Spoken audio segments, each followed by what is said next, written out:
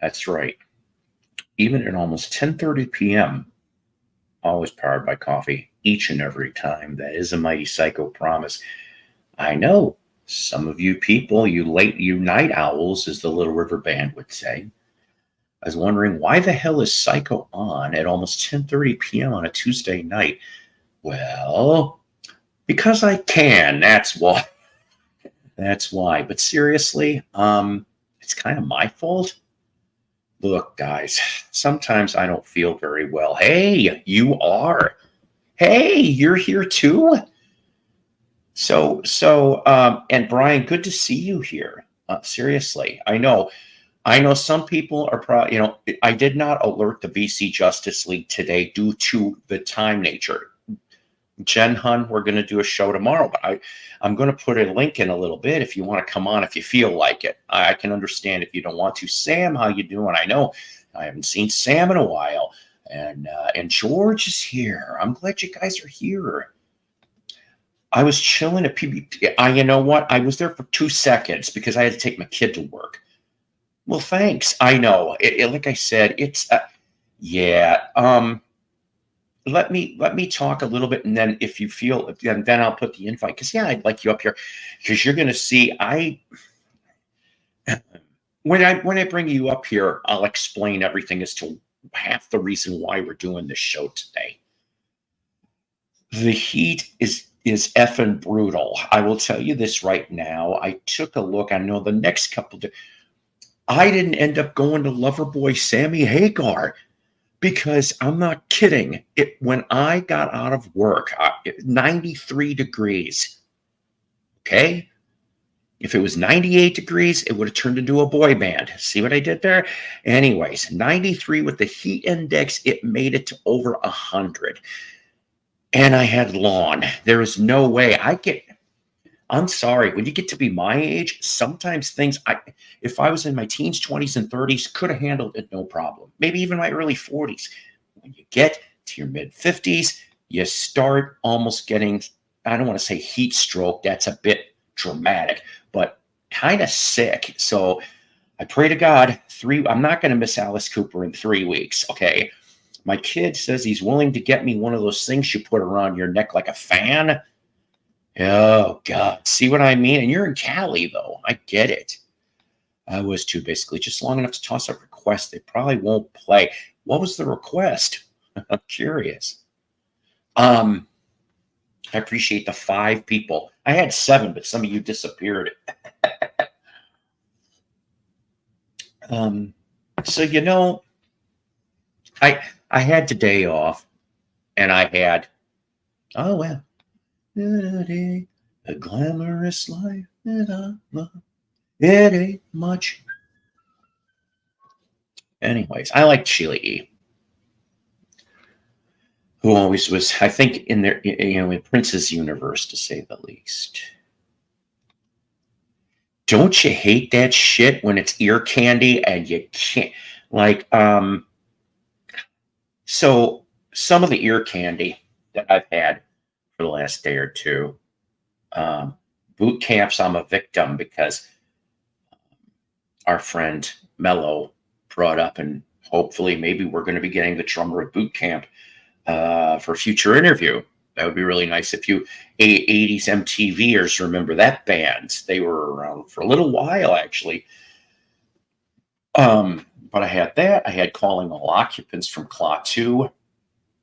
The hell, I also had, get this, I had Sister Disco from The Who popped into my head earlier for no reason.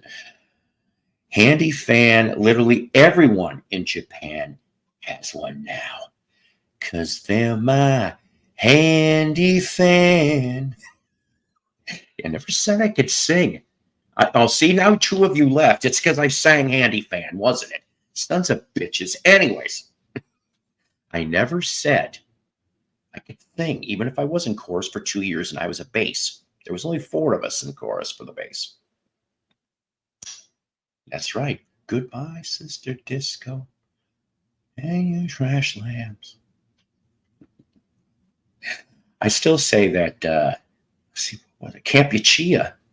Another good reason to get that Campy Chia album, besides, of course, Paul McCartney and Wings, is Who do an excellent version of Sister Disco on that, even though it is the Kenny Jones drumming era.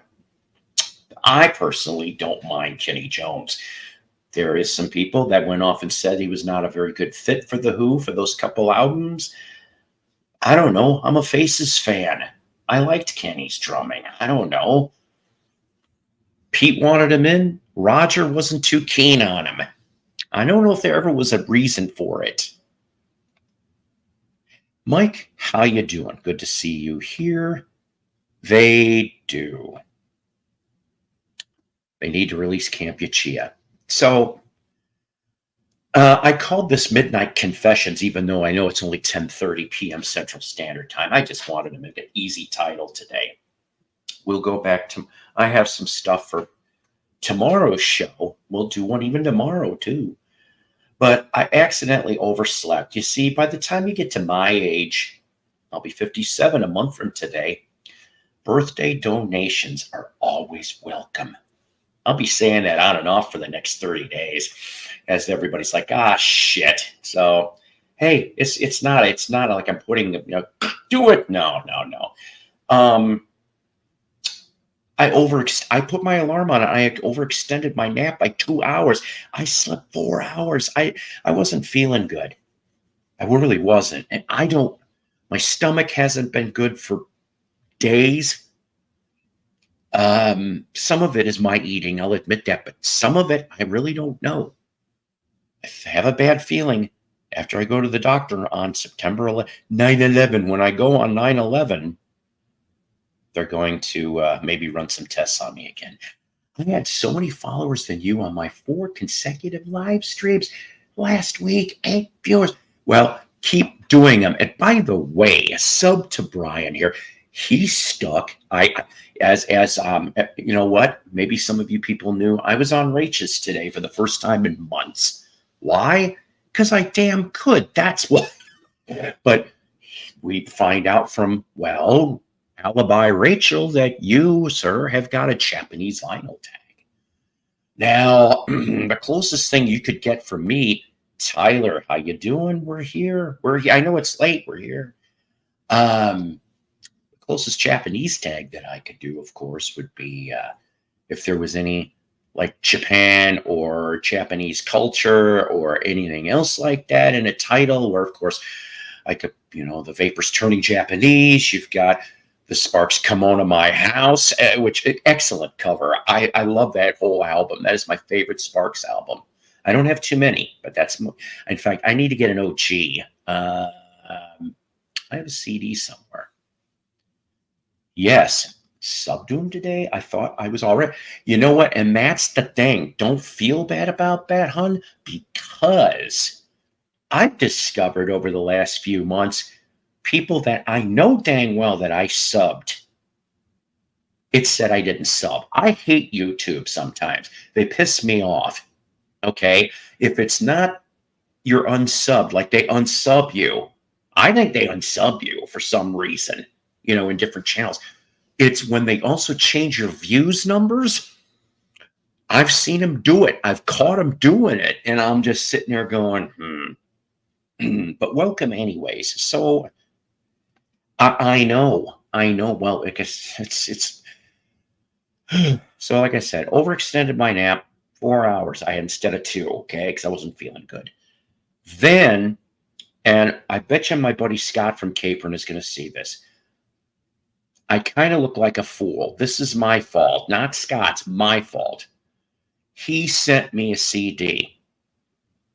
That was going to be the first episode of Jukebox from Hell for the season. I've been touting it up. I can't find the damn thing. So if I can't find it by the end of the week, that particular episode will be pushed to later in the season. It might be a season-ending episode instead. You don't need any Japanese artists or records. It's just Japan theme. Let's see. Who did a song called Sayonara? Somebody did. Was it Yoko? Was it Timmy Euro? There's a name you normally wouldn't hear. Timmy Euro. Same with Michael Nolan. And that's the thing, right?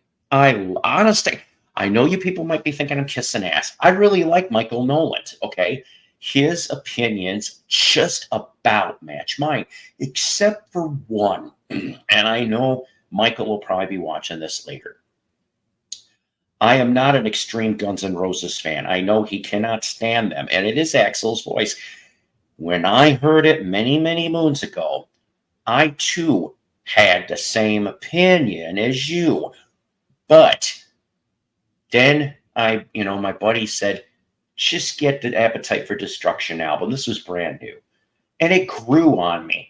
But saying that, being that I'm a Guns N' Roses, not fan exactly, Appetite for Destruction, and if they combine the best of Use Your Illusion, that's about it. That's really about all that GNR had. And I really, I don't know. I think yes. And she's such a sweet. She's here. I'm not kissing her ass, although I wouldn't have problems with that. She's a sweetheart. She really, really is. John Entwistle did a Made in Japan. I love that. I love that song. I know what you're talking about. Wasn't that on Rigor Mortis? I think it was on the Rigor Mortis album. That maybe was my favorite cut off that album. Seriously. Is it finally going to get cooler with rain? I'll have to take a look over here. Maybe it's for OKC. Lisa, I'll tell you something. How many members of the band is it going to be? Is it just the Gallaghers? Or are they going to bring one or two more, in? Because like in High, by the way,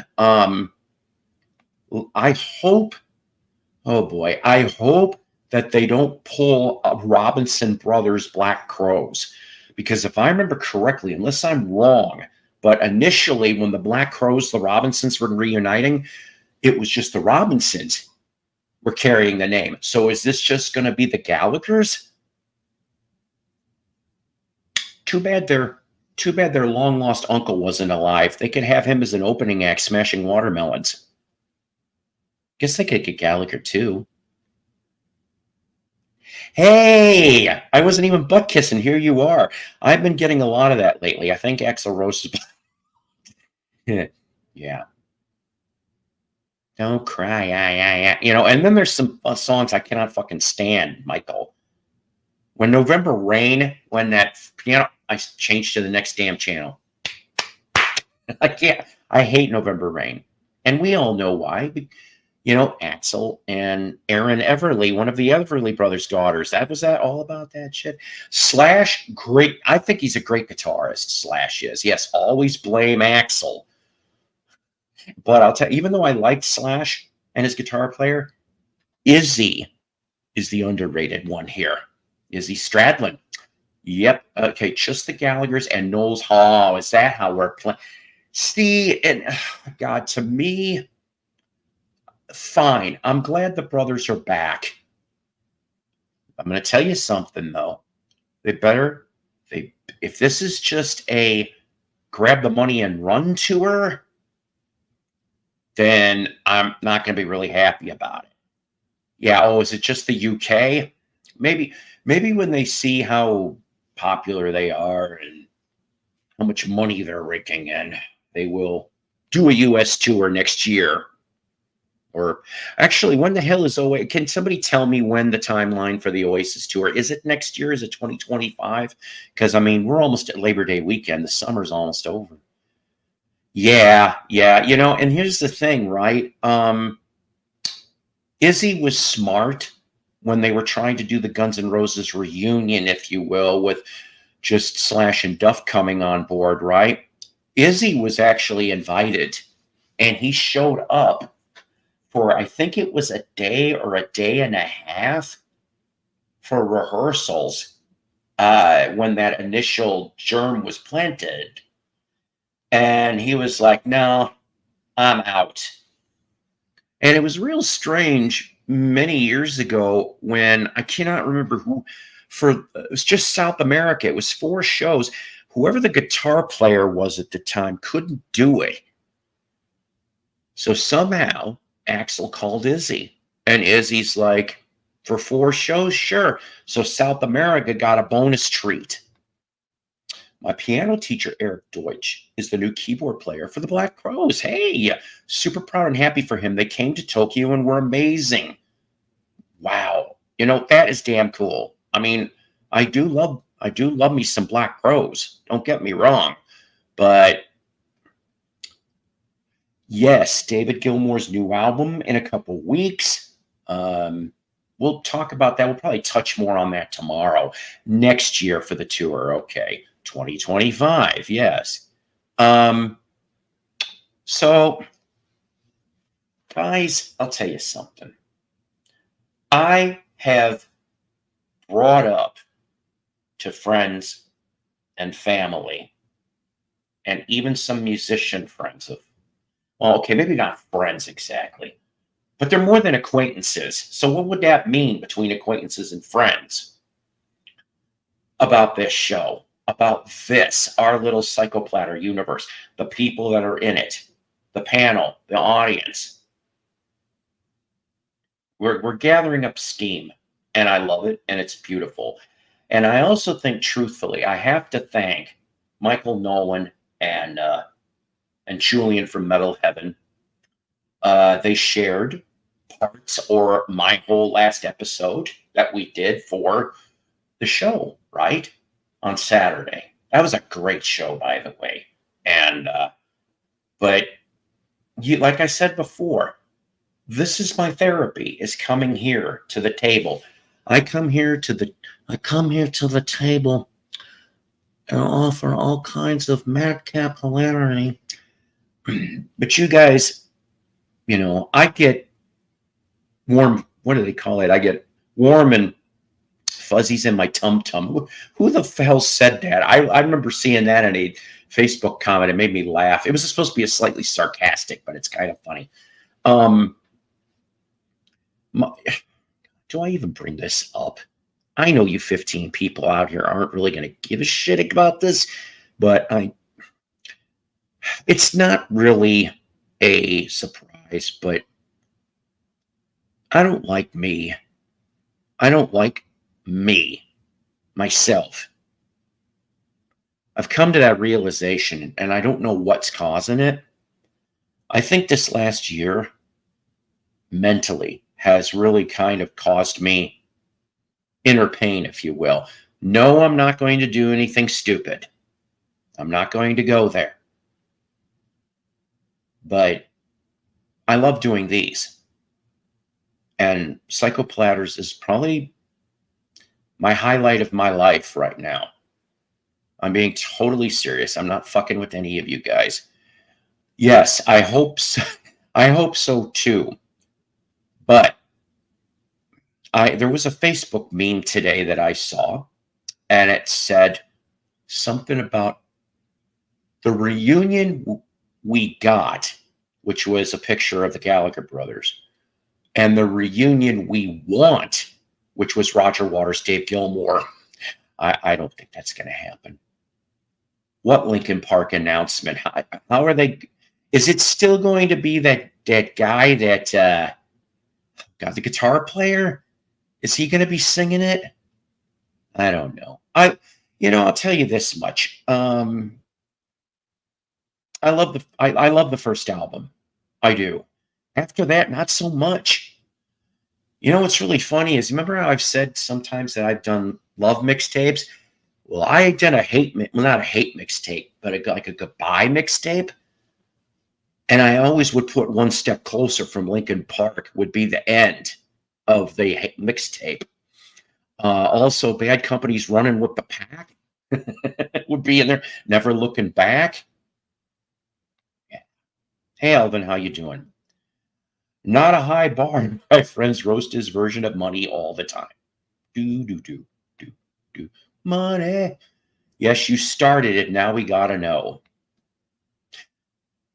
Peter Babe, are you talking about that Dark Side record by Waters with the dog eye? With the dog eye, man. I loved it. Listen to it a dozen times.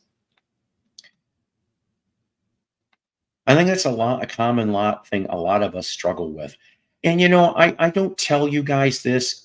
I don't believe in pity parties. I don't believe in sympathy. Sympathy's a dime a dozen. The fact of the matter is, I'm just giving you my honest feelings because sometimes I want you guys to know, and maybe it is too much information for some of you, where my head is at. Okay, and how much really you guys mean to me in regards to life itself. I love my kids. I love my grandkids. You guys see my little man. Of course, he's not here tonight. He has to go to school during the week. And Toby Tobeans is sleeping on the ottoman right now. Probably the best thing for her. Yes, that's what I was talking about. Maybe I just missed the whole point, but it felt like sacrilege towards the original Dark Side of the Moon. Yes and no.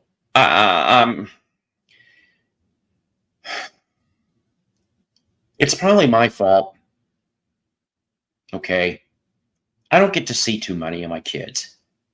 Okay. Two of them live in town now. Okay. Two. One lives in the next town over. Another one lives about 3 towns over. And then another one lives in south central Missouri, maybe towards the southeast. And I'm hoping to see him literally. Me and my manager, Donna Joe Cat Lady, are going to go see him at the end of September. At this point, yeah, I don't see Roger and David. Yeah, and I'm going to tell you that Live 8 appearance surprised the hell out of me back then. I was like, what the hell? Yeah. But yeah. Hi, everybody. Dude, Paul, I can relate. Despite my happy-go-lucky demeanor, I actually struggle severely with depression. Heard a random podcast that got me off my ass and went to the doctor. And yes, by the way, September 11th, which is my first doctor appointment of the month, we're going to be talking about that too. I am on something, but it's not doing the job anymore. I'm kind of nervous though, because I'm like, some of the stuff I've had in the past has made me like a zombie. Like my creativity would go away, my quick wit, which of course is because of the ADD. That's the approach I've always taken with it too, being as transparent as a window. There might be some who aren't into that, but by and large, most people are very supportive. Yeah, and you know what? And we've talked privately, and I've talked with a bunch of people privately, actually, in my little Justice League. And we're here for each other. That's what I'd like to think. If you guys are having a bad day, okay, and for some reason you don't have, email me, okay? If you know me on Facebook, messenger me, all right? I'll do the best I can. We'll get through the shit together, okay? But remember, I'm not going to do anything dumb, all right? It's just I don't like, it's hard to navigate. Damn it.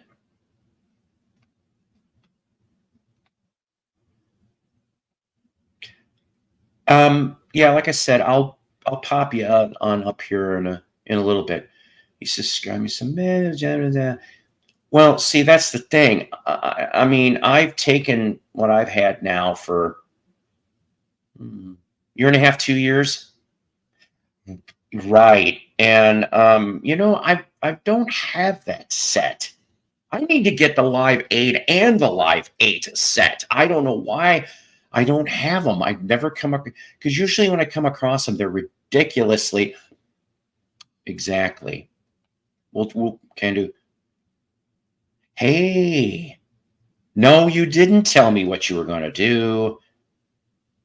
Yeah, see, I've just never found it reasonably priced. I mean, I know Live 8 has got, what is it, 4 DVDs, is it? But it's not complete. I hate to say this, I kind of want the complete, which I'm told would maybe be another 2 to 4 DVDs. So I want all of it for Live 8. Hell, I had a VHS I found at a resale shop was sitting in these piles. It was pre-recorded, and it said Live Aid with the little label, and I'm going, oh shit, maybe there'll be something on here. And I came across some clips and I'm like, I don't remember this.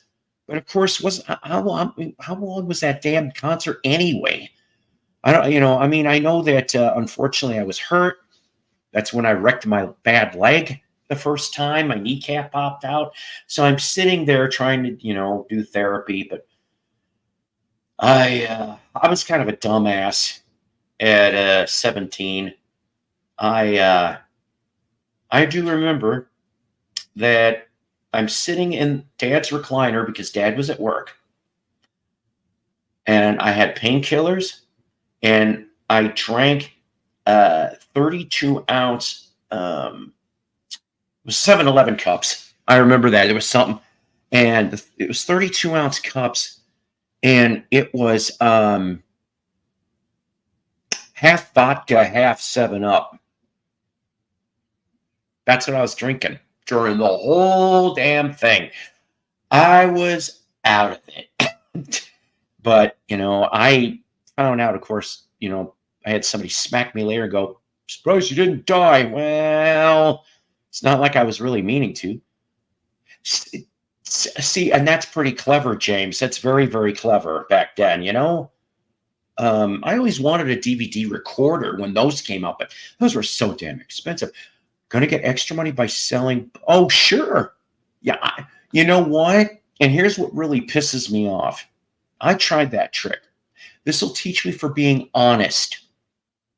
I told them that I had 2 blood clot episodes. If I could have kept it at 1, I could have done it. But me and my fucking telling the truth, sometimes I need to lie. And that's one of them. Yeah. So imagine, 17 years old, and I'm going to that, at the end of the summer, because Live Aid was in July of 85.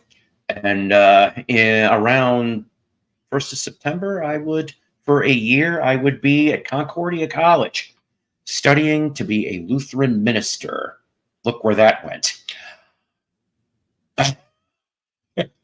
Jeez. Seriously, though. And you know what's funny? With vodka, I am really surprised that my dad did not figure it out. Of course, I watered it. I watered the vodka bottle. I didn't put it up to full because that would be stupid. But I would put it up to about slightly under the level he had it at. He never found out, to my knowledge. Seriously, probably, Brian, I don't know if we're subbed on Facebook. Paul Pease, of course. Trying to think what I'm under. I think it's a picture of me and the kids for the family reunion. I think that's what. Oh no, wait a minute. Or is it? No, it's not. It's a picture of. It's just me. That's right. But yeah, when you feel like it, Brian, just Paul Pease. You'll probably see that if you're already subbed on Facebook to a bunch of people, there'll be a bunch of mutual friends. I can only go 5 times a month, 500 at sea, and then damn it, that's why I wanted it. This is why I'm going to have to probably leave my job. Not without another one. There's this one place I'm looking into, and their start pay is $19 an hour. I'm not making that. I'm making 16 and a half. That's bullshit. I can't. I'm glad my kid is here with his girlfriend, because I wouldn't be able to make it anymore by myself. Because I don't know if I should be proud of this or not, but for 2 years, I had nobody else here but me. 2 years. And I was able to do it through the grace of God. I mean, I sold half my record collection over those 2 years. And I got okay money. Live Aid was on 2. That's okay. Yeah. Okay. So James, you brought up a good point. You're right. For me, it was MTV and there was a Chicago channel that did it. Now, that videotape I told you about, get this. Somebody recorded it from Milwaukee because that in the corner, that was the station. My mom was 100% aware of what I was doing during Live Aid. She was part. Oh, yeah. Well, my parents would have killed me. You know, I love my mom and dad, but they kind of ruled with an iron fist. I stupidly decided to make it a drinking. Oh God! Whenever Bono's to, oh my, yes, Bono would even mention a lot. Not even 8 a.m. and I was decided I would go run the alcohol off. Oh my. Uh-huh. How much did we vomit in the grass? And it's like, I did that on a fire hydrant once. We won't talk about that. That was my fault too. That was the day I almost died. Oh my God, in 09. Passed out next to the bra. Apparently my mom, that's not funny. I'm sorry. I'm just picturing you passing out by the bird bath. Apparently and then the birds are like, they poop on you instead. That's not right. Apparently my mom dragged my ass inside at some point. I woke up just in time for what timing, found it. Thank you. And I will. Now I got to tell you something, Brian. Sometimes I do answer back instantaneously, sometimes not, because I don't keep my phone on 24/7 at work. I know, but I wanted to damn do plasma. I used to do that shit. I don't know how much I would have got. I know it would have been at least a few hundred. My mom was a terrible enabler. Hey, Dusty, I know I'm kind of almost in your time zone, aren't I? All right. And I've been thinking a lot about Chess, my late wife, and about Mary. I know you guys are probably going to be sick of hearing about that, but and Dad, of course, and believe it or not, Grandma and my sister Sarah and my friend Bobby and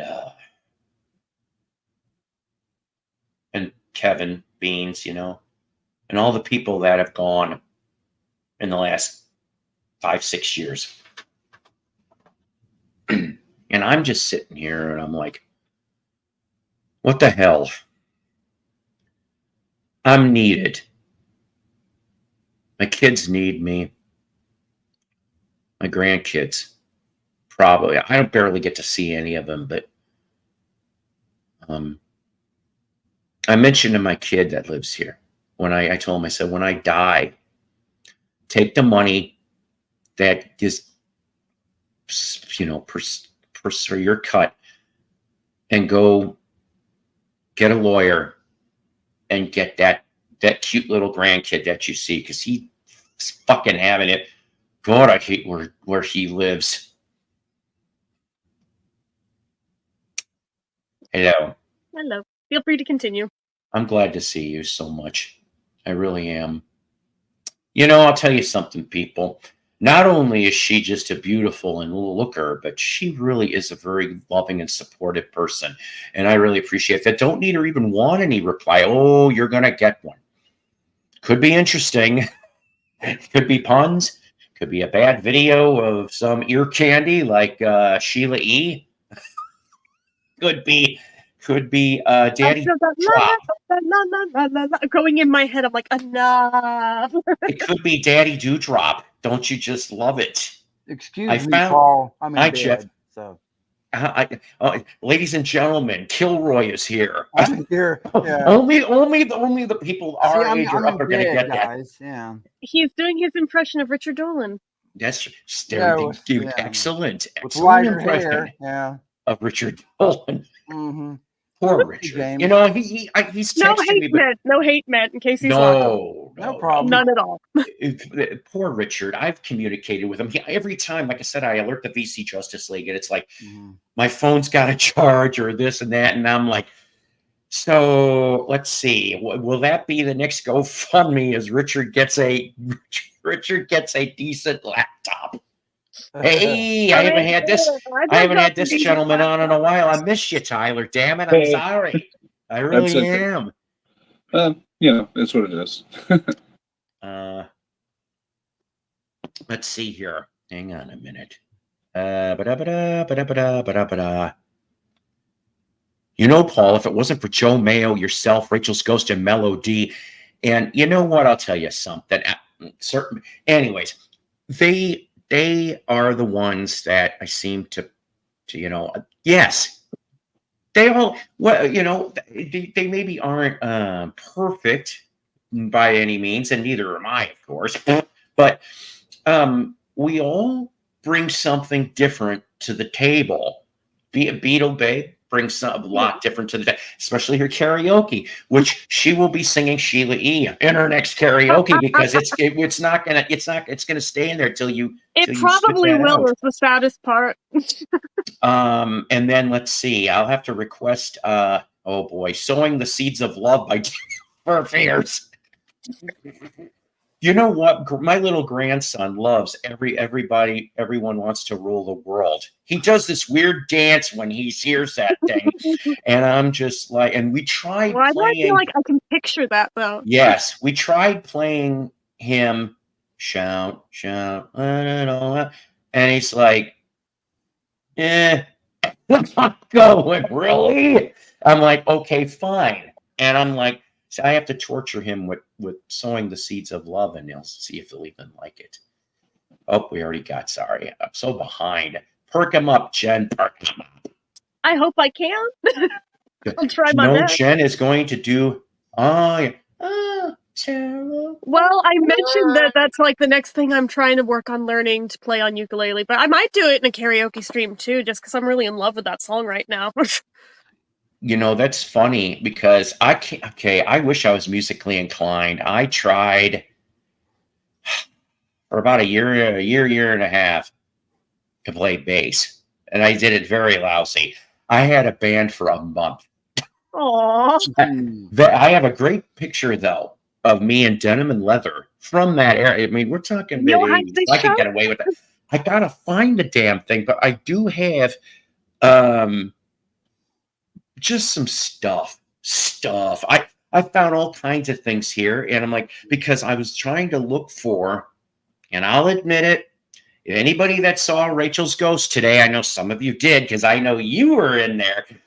But when I mentioned the clues, and he goes, "You mean Garth Brooks?" And man, I'm like, damn it, Maz. I don't know if you were joking or not. No, I mean, I was with the damn you, Mazzy, but I'm like, damn it. I'm like, I didn't expect him to be like that. I can't, and Scott, my buddy in Illinois, I can't find the damn Garth Brooks CD. Curse Gaines Greatest Hits. I have the damn thing. It's in this here. So it's going to get pushed to season-ending Jukebox from Hell, and we're just going to do something else to start out the season because I can't keep digging through all this. Will keep people on their toes because now they can't guess that for being the first one. Yeah, I know. I like that. But is yes, it, are you guys doing, well, I shouldn't say it, but you've hinted at doing another one that was a last album by a band. You want me to just say it? Might as well. Did you do the Doors one yet? Which one? Full Circle, the Doors. You know what? I need to, but here's the truth. I think I sold it, and that pisses me off because I'm like, so now I'm going to have to rebuy it. Yeah. But I will. I want to. I mean, at least. Go ahead. No, go on. I was just saying that one's a real shame because Other Voices is hot take. Other Voices is my favorite Doors record. I will actually. I know where I can get that for $5. I will defend Other Voices to my dying breath. That's a great record. Have you ever heard of the goofy rumor right after Jim's death about what they were talking about doing? Now, of course, what do we know about all of the Doors albums when Jim was alive? Mm-hmm. What about the consistent? Okay, what is the thing about the Doors? All right, so you have Jim, you got Robbie on guitar, you've got Ray on keyboards, and you got John on drums. Mm-hmm. But on all the albums, what would they do? Every album, what did they do? What extra thing did they do? Maybe I'm not wording it right. It could be that way. I'll just say it. Every album had a different bass player because they didn't have a bass player. Ray would use the bass pedals on his feet, and that's how you would get there. Yeah.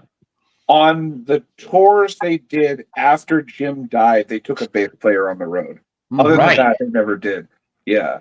So after Jim died, okay, and I want to say it was Ray.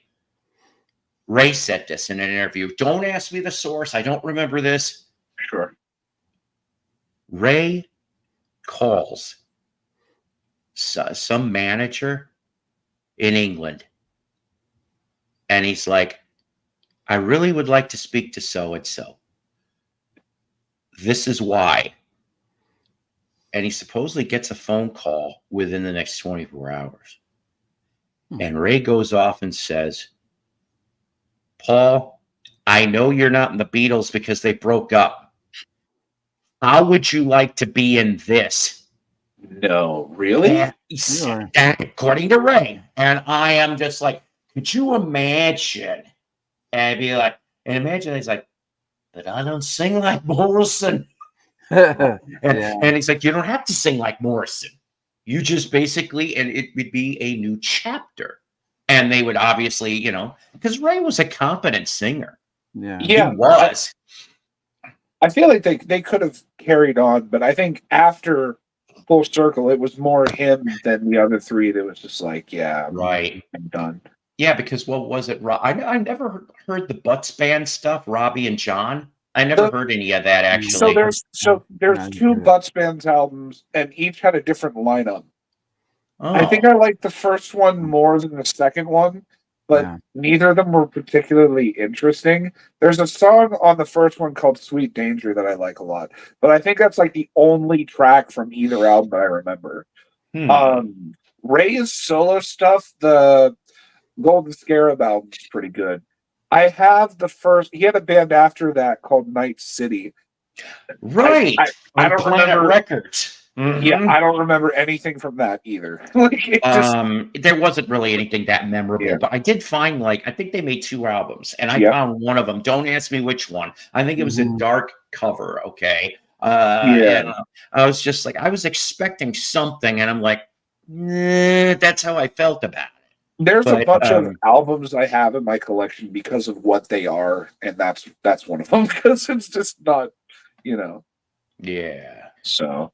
and then if I remember correctly, I think after that he did that solo album, but while he was doing that, isn't that when he ended up finding X?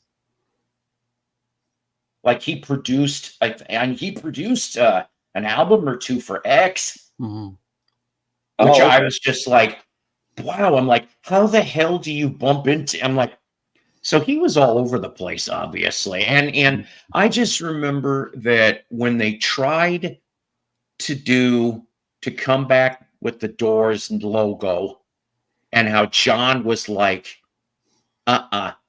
yes, I'm suing. And I'm just like, And I'm like, okay, well, this I thought was odd. Obviously, from 71 to early 74, they did it without Jim.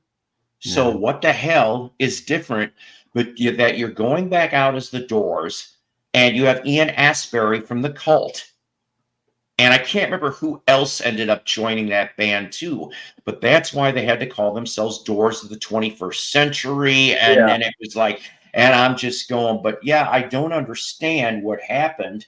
There's weird John and the other 2.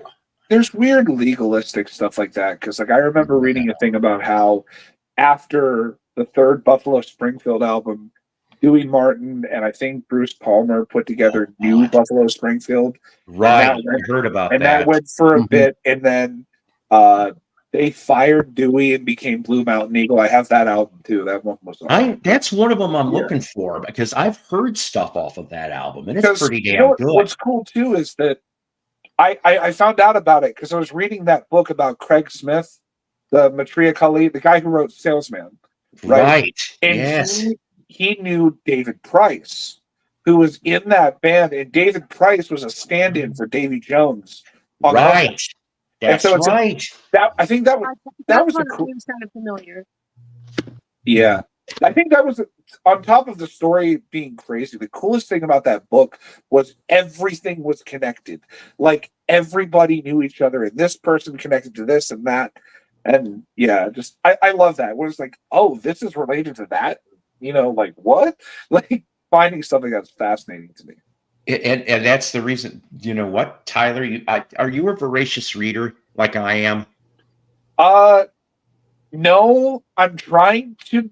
I have never been much of a reader, but in the last couple of years, I'm trying to do more of it. I kind of get this. This is kind of weird to explain. When I try to read for too long, especially if I'm even tired a little bit, like I'll read about a page and a half, my eyes dry out, I'm like I got to stop. But if I get like hooked, like fascinated on something I'm reading, I can blow through something. But other than that, I'm not like devouring books at a time. Okay. Yeah, I mean, I'll admit I'm not Morgan Freeman, who of course was a easy reader. Oh God, I can't believe I threw that pun out this late at night. Only you Electric Company fans are going to get this one. But they're dependent on the subject, like you said. I remember. What's that? Isn't that what he started out doing? Was easy reader? Mm-hmm. Very good. So. But I got a hold of at that time, it was a brand new book on Charlie Chaplin, 1,000 pages long. Wow. I had that thing done in 3 days because I just really was into it. And I was like, holy shit, I can read that at 1,000 pages for 3 days, but I can't read Tolstoy's War and Peace, which is the same amount. That's boring. Now, for example, I'm in the middle of a book right now, that Jim Henson biography, which is really fascinating stuff. Now we've got to the point, the Muppet Show is happening, it's successful, and believe it or not, there's a weird Beatle connection in this too, and I'm going to bring it up right here, actually. There's several different points. Number one, Jim Henson, to get his offer, if you will, went to Lou Grade. We all know who Lou Grade is in the Beatle universe. Yeah. Lou loved Jim Henson. He thought, he was like, this shit is hilarious and I love it. And you guys do a great job on this. And so he's like, yes, green light. This is what you do. Do it. You do what you want. In fact, later on, which I didn't know, but Henson went to Lou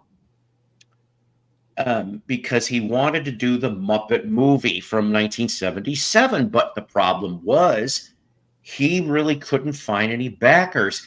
He went to Lou and he said, I'd love to do a movie. And he's like, do it.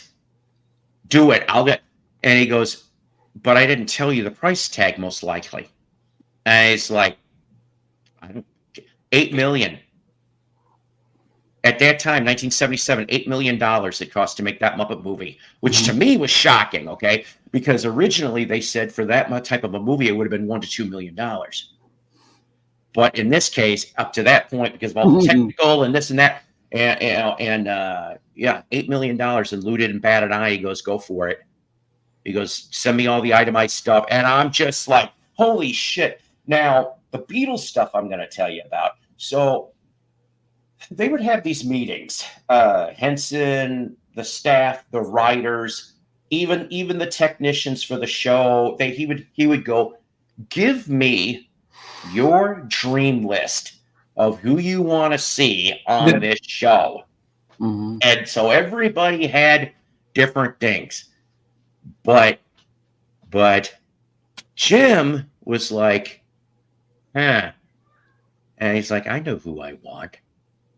And he calls up, and he's already in London. He half lives there because he did all that stuff at I'm not good with these names. Elstree Studios. That's where he did all the Muppet Show stuff. And so he called up, and he's like, hey, can can Ringo do an episode? Oh, if only. And Ringo, for some reason, Ringo almost did it. Mm-hmm. I really wish he would have. I think he would have had the most fun. Mm-hmm. And he called Paul's people. He called all four of them individually, but he called Paul's people.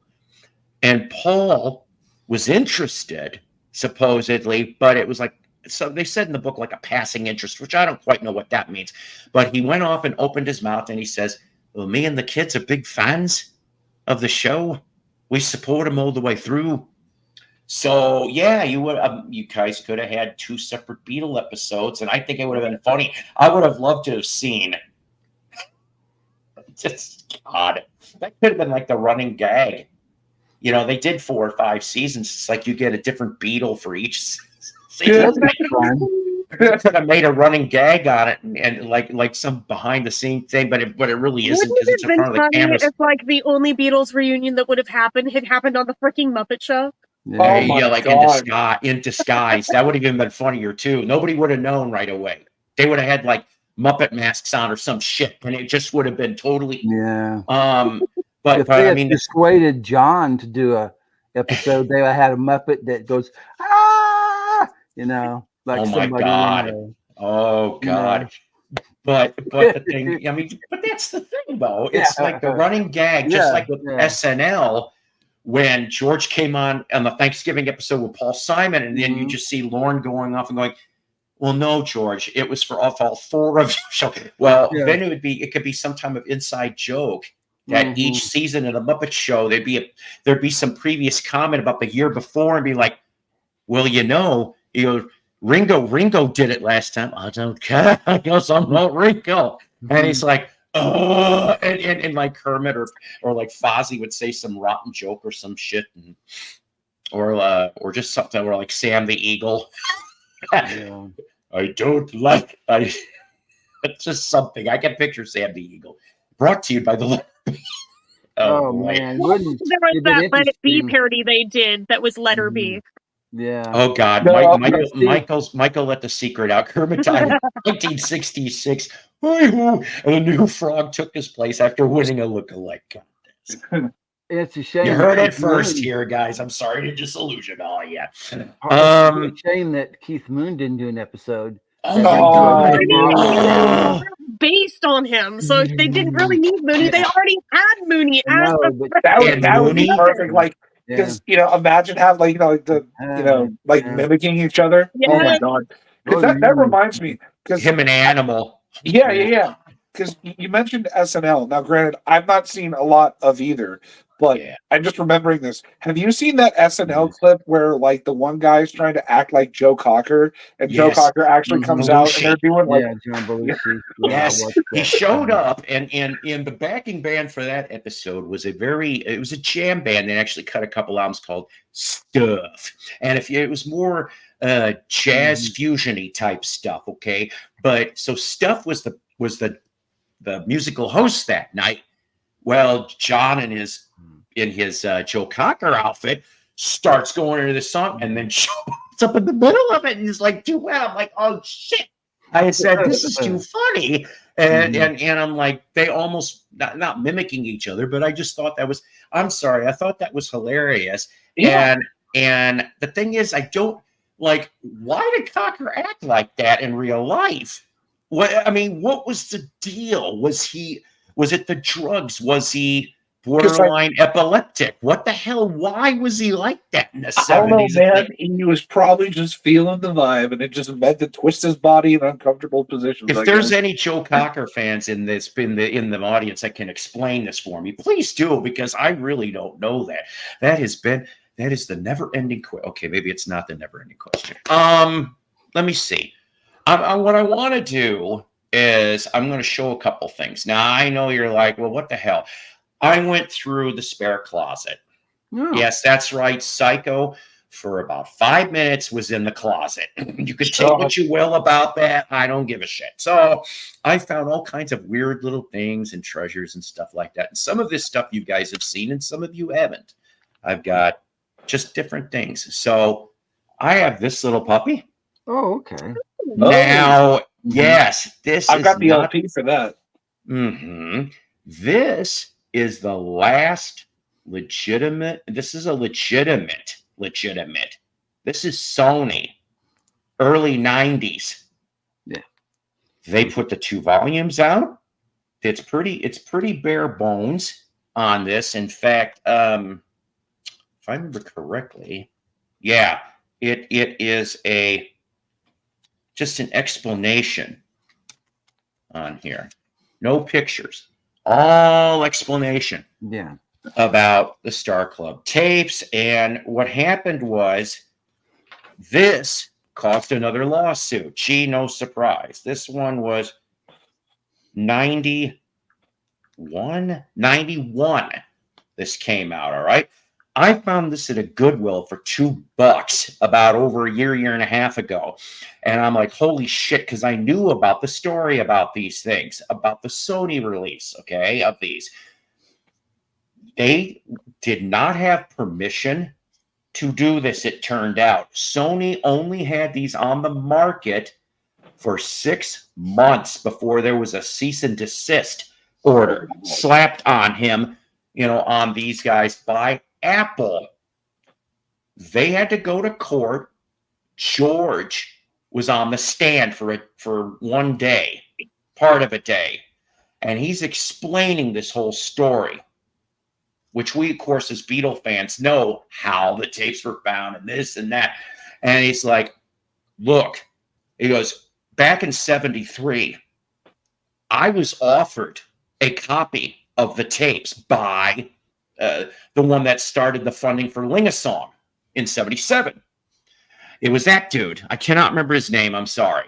But he was handed a copy because they thought back in 73, hey, would you guys be interested in putting this out on Apple? And each member got a copy of the tapes. And George was the only one that responded. And he's just like, no. He goes, he took it, but he's like, it's not coming out. He goes, and if we have a say on it, it's never coming out.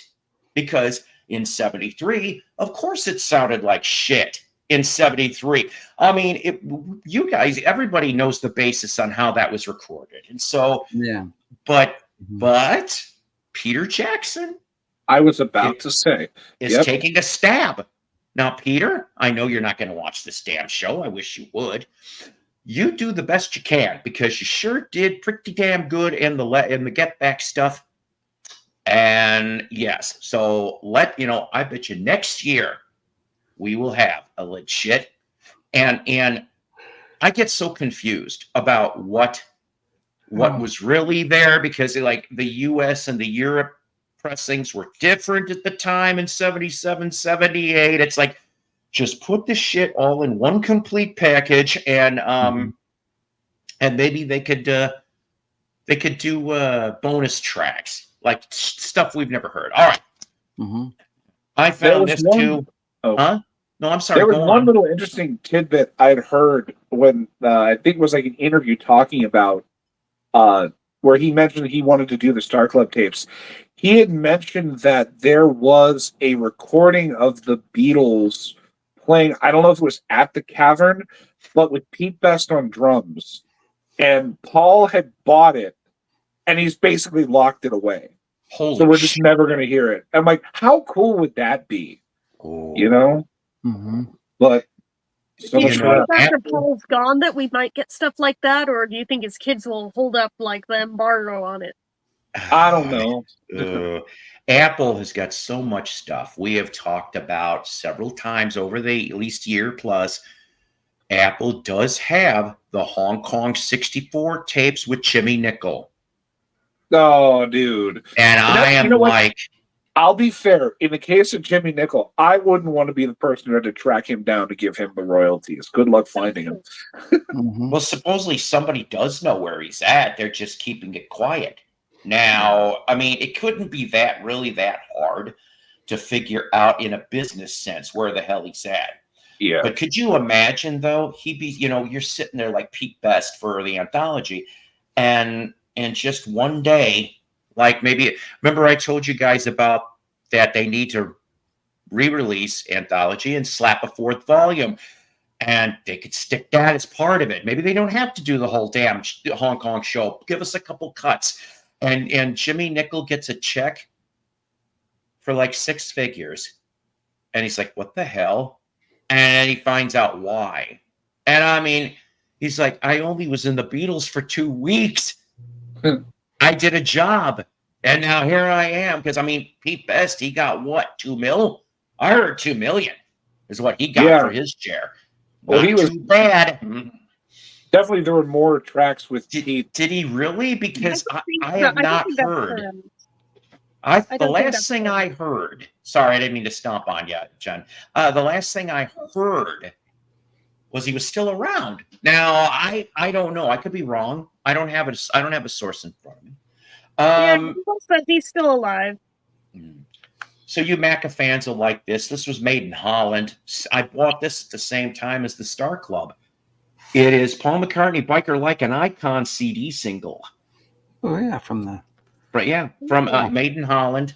And some of the bonus tracks on here, two of the tracks were alternate, like they weren't released on the McCartney Unplugged. So he had bonus tracks on here at the time. So I thought that was cool. Of course, Monkees fans, I'll tell you something. I thought this was pretty decent. I see how Jen looks up. She's like, I showed this once before, but I couldn't find where the hell I put this. This thing, believe it or not, I've seen this thing go on eBay, believe it or not, for crazy numbers, actually. And they only made one run of this. Yes. And I know it's like it won't really stay locking. So it's not in the best shape, okay? But even when it was new, it didn't lock real tight. Yeah, and the thing is that I'm not gonna lie, there's a couple feather scratches, so I'm gonna need to take it and probably take a layer off, and it should be just fine. I have not played it. Toby, what are you doing? Now Toby's awake. In case you guys are wondering what the 4 favorite episodes, Davies was Hitting the High Seas, which was funny because Mike's not in that damn thing. And he brings it up in his commentary on it, too. Yeah. For Peter, Monkey versus the Machine, I love that one. That one's hilarious. Of course, Mickey is going to pick the Frodis Caper, the last one, which a great episode. Oh, my God. Now, when I was a kid, I didn't think anything of it. I fast forward to just a couple of years ago and watched it, and I'm like, oh, shit, this is a pot riff. And I'm like, wouldn't have known. I just figured. I just took it for what it's worth. And then Mike, of course, when he played Princess Gwendolyn, Fairy Tale. That's your 4 episodes. I love. What's your favorite episode, Paul? Oh my God. Shit. It's a tough. God, that's tough. That's so tough. Yeah. But I will admit, I don't know why, but. Maybe the musical things have something to do with it. When Mickey was Magic Fingers. Oh, yeah. Flower Gang. Right. We incorporated his silence into the act. and I don't know why, but whenever I want to hear Door into Summer, I just love the casino bit because the whole thing is fucking hilarious. I know. And especially the one that really gets me the most is Davey spinning that wheel and then just gets up on all fours and kisses each individual. I'm like, why? This is not a surprise, but it's just really funny because they're probably like, oh yeah, I was in an episode of the Monkees once and Davey kissed me while we were doing this bit, and I'm like, oh God. And then the episode, I think it was a Halloween episode, okay, where of course the whole Save the Texas Prairie Chicken. Oh yeah, I love that. That one's mine. I love that too. It's like, Mike, I'm scared. I can't lose you. If I lose you, I'll be a single. Boom. Here I come. Oh, and of course, foreshadowed. So long ago.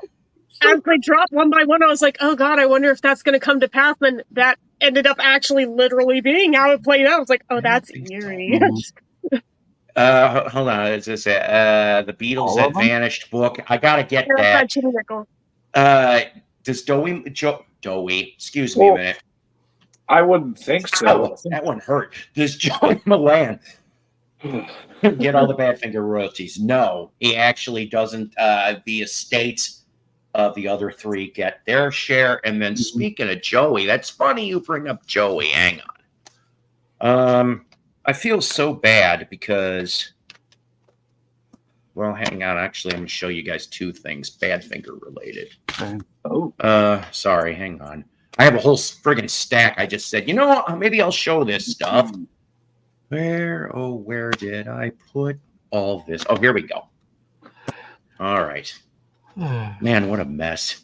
I appreciate you 19 people sticking around here. This is great. So, Joey's last album he did. I had to get the autographed. Yes, there wasn't that many. Looks like a Ray Thomas album from '70s. I know, right? Right? So this album here came out a couple of years back. And so your special guest on here, Julian Lennon, shows up. You also, let's see if I can read this. Okay. Steve Holly's on drums. Of course, former member of Wings and Tommy Shaw and everything. And then Mark Hudson, he's on here too. And of course, we know about him too, with Ringo and all. Boy, my eyes are really starting to screw up here.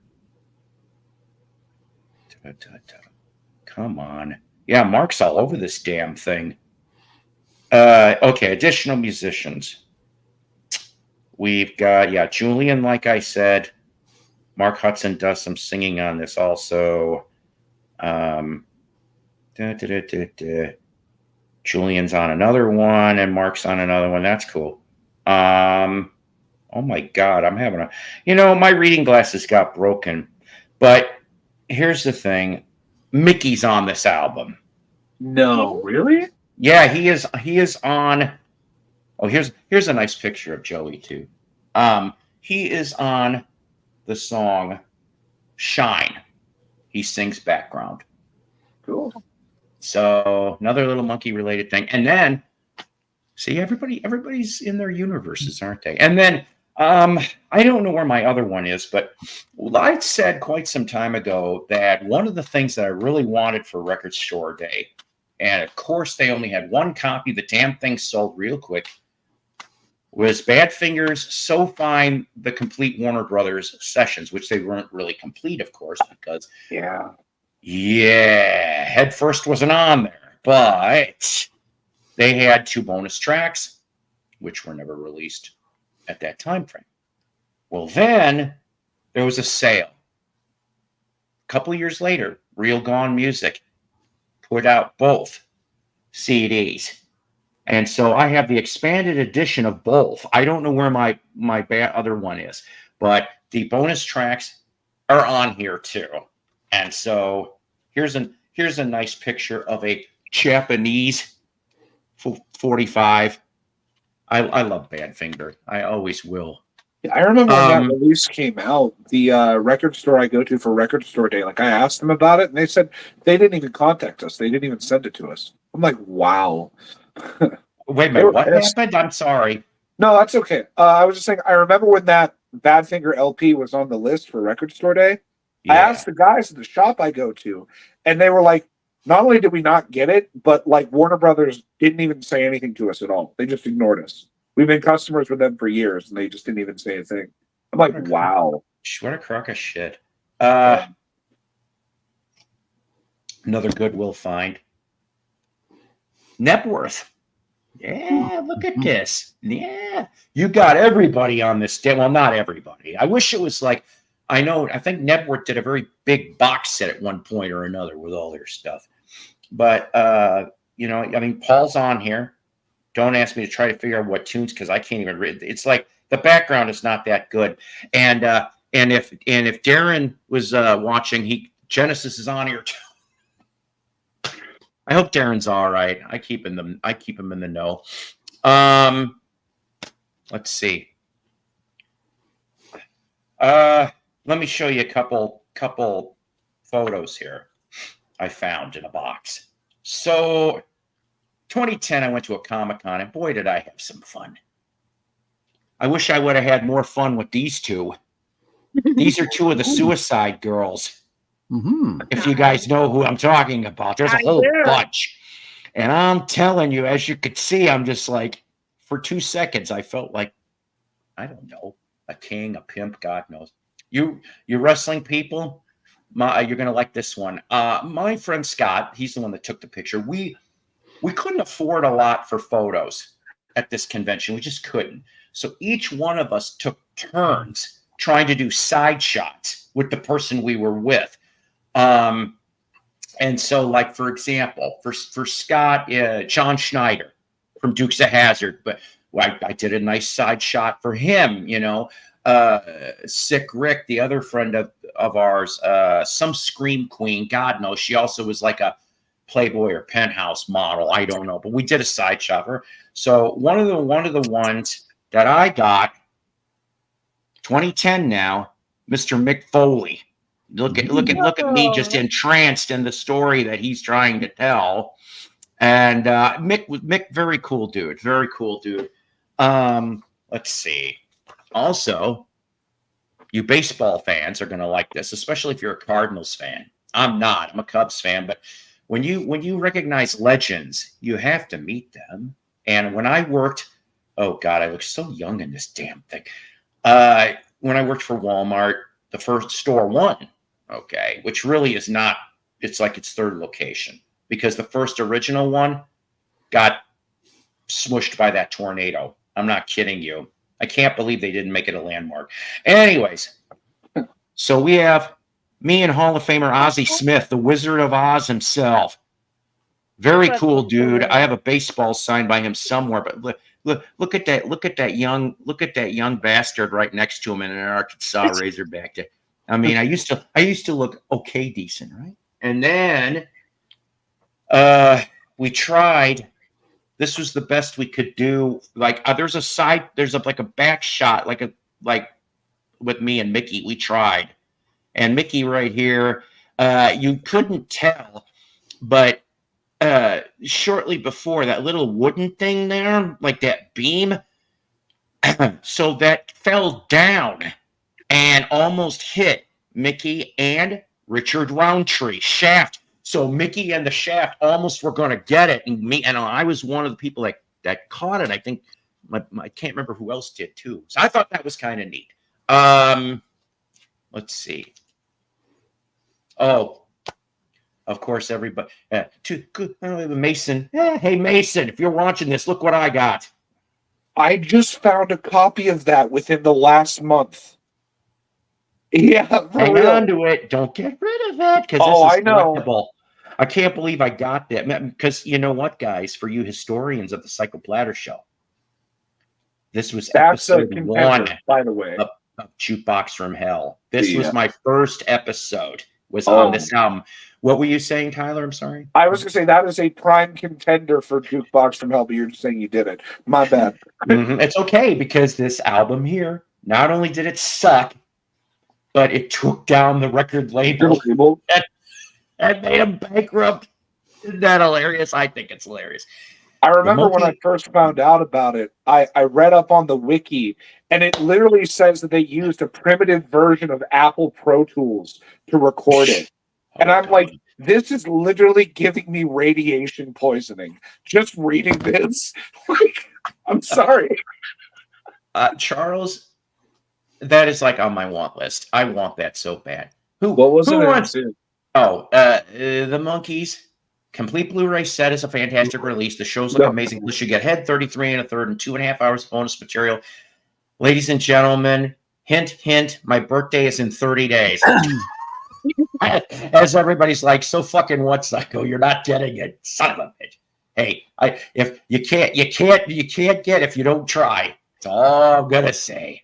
Yeah, you put it out to the universe, and sometimes it delivers. You never know. And of course, Jed adds, only problem with that Monkey Blu-ray set, that 33 1/3 was such, oh God. I know, but at the What a same time, turd. the completionism, hold on to your DVD set because of it. Yeah. And see, that's the thing. There's a couple cool moments in it, but it's a collective disaster. Did they ever release that on DVD? I had the On vinyl its own? VHS. On its own, no, but as part of the Yeah. season 2 set, yes. Yes, No it is. kidding. Oh, Yeah. see, I don't have My season friend 2. had, yeah. I just my have friend had- season 1. That's all I have. So do you have it in the record box set or in the like regular case set? Regular case set. That might be a good thing because people I know have said that their record box set ones, the discs are starting to fail.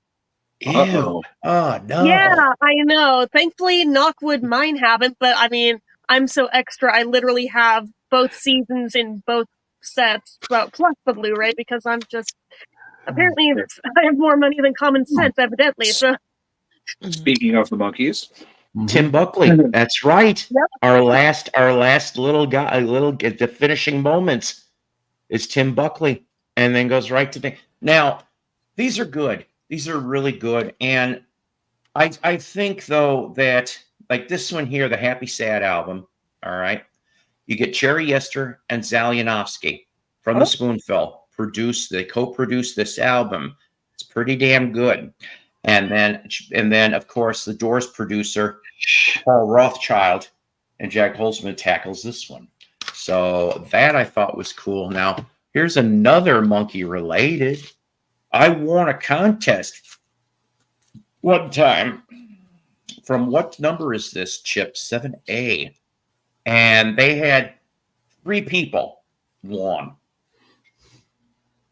The first Bobby Hart solo album for Paul P's Bobby Hart. oh wow, Now, what's nice is I still have the address. If I want to go torture Bobby, he's in Nashville. There's your hint, guys. Or no, excuse me, Hendersonville. Hendersonville is his office. Anybody in the Hendersonville, Tennessee area, you could go. No, Bobby, I'm teasing. Don't torture Bobby Hart. hopefully.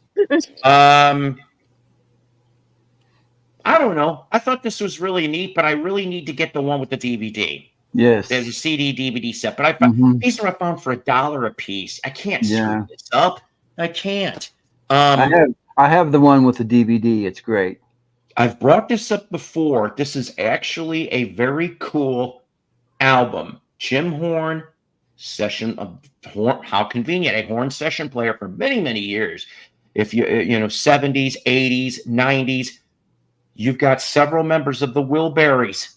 You have George and you have Tom Petty and I think Jeff Lynne, separately or together, are on this album. I do not know if this thing ever came out again.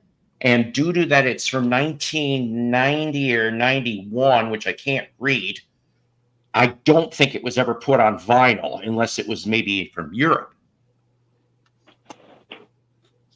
Speaking of that kind of stuff, there was this flea market stall, and this guy was a former DJ, like at a party or something like that kind. And he bought tons and tons and tons. I ended up buying about, I'd say 30 CDs from this guy, but most of them were multiples.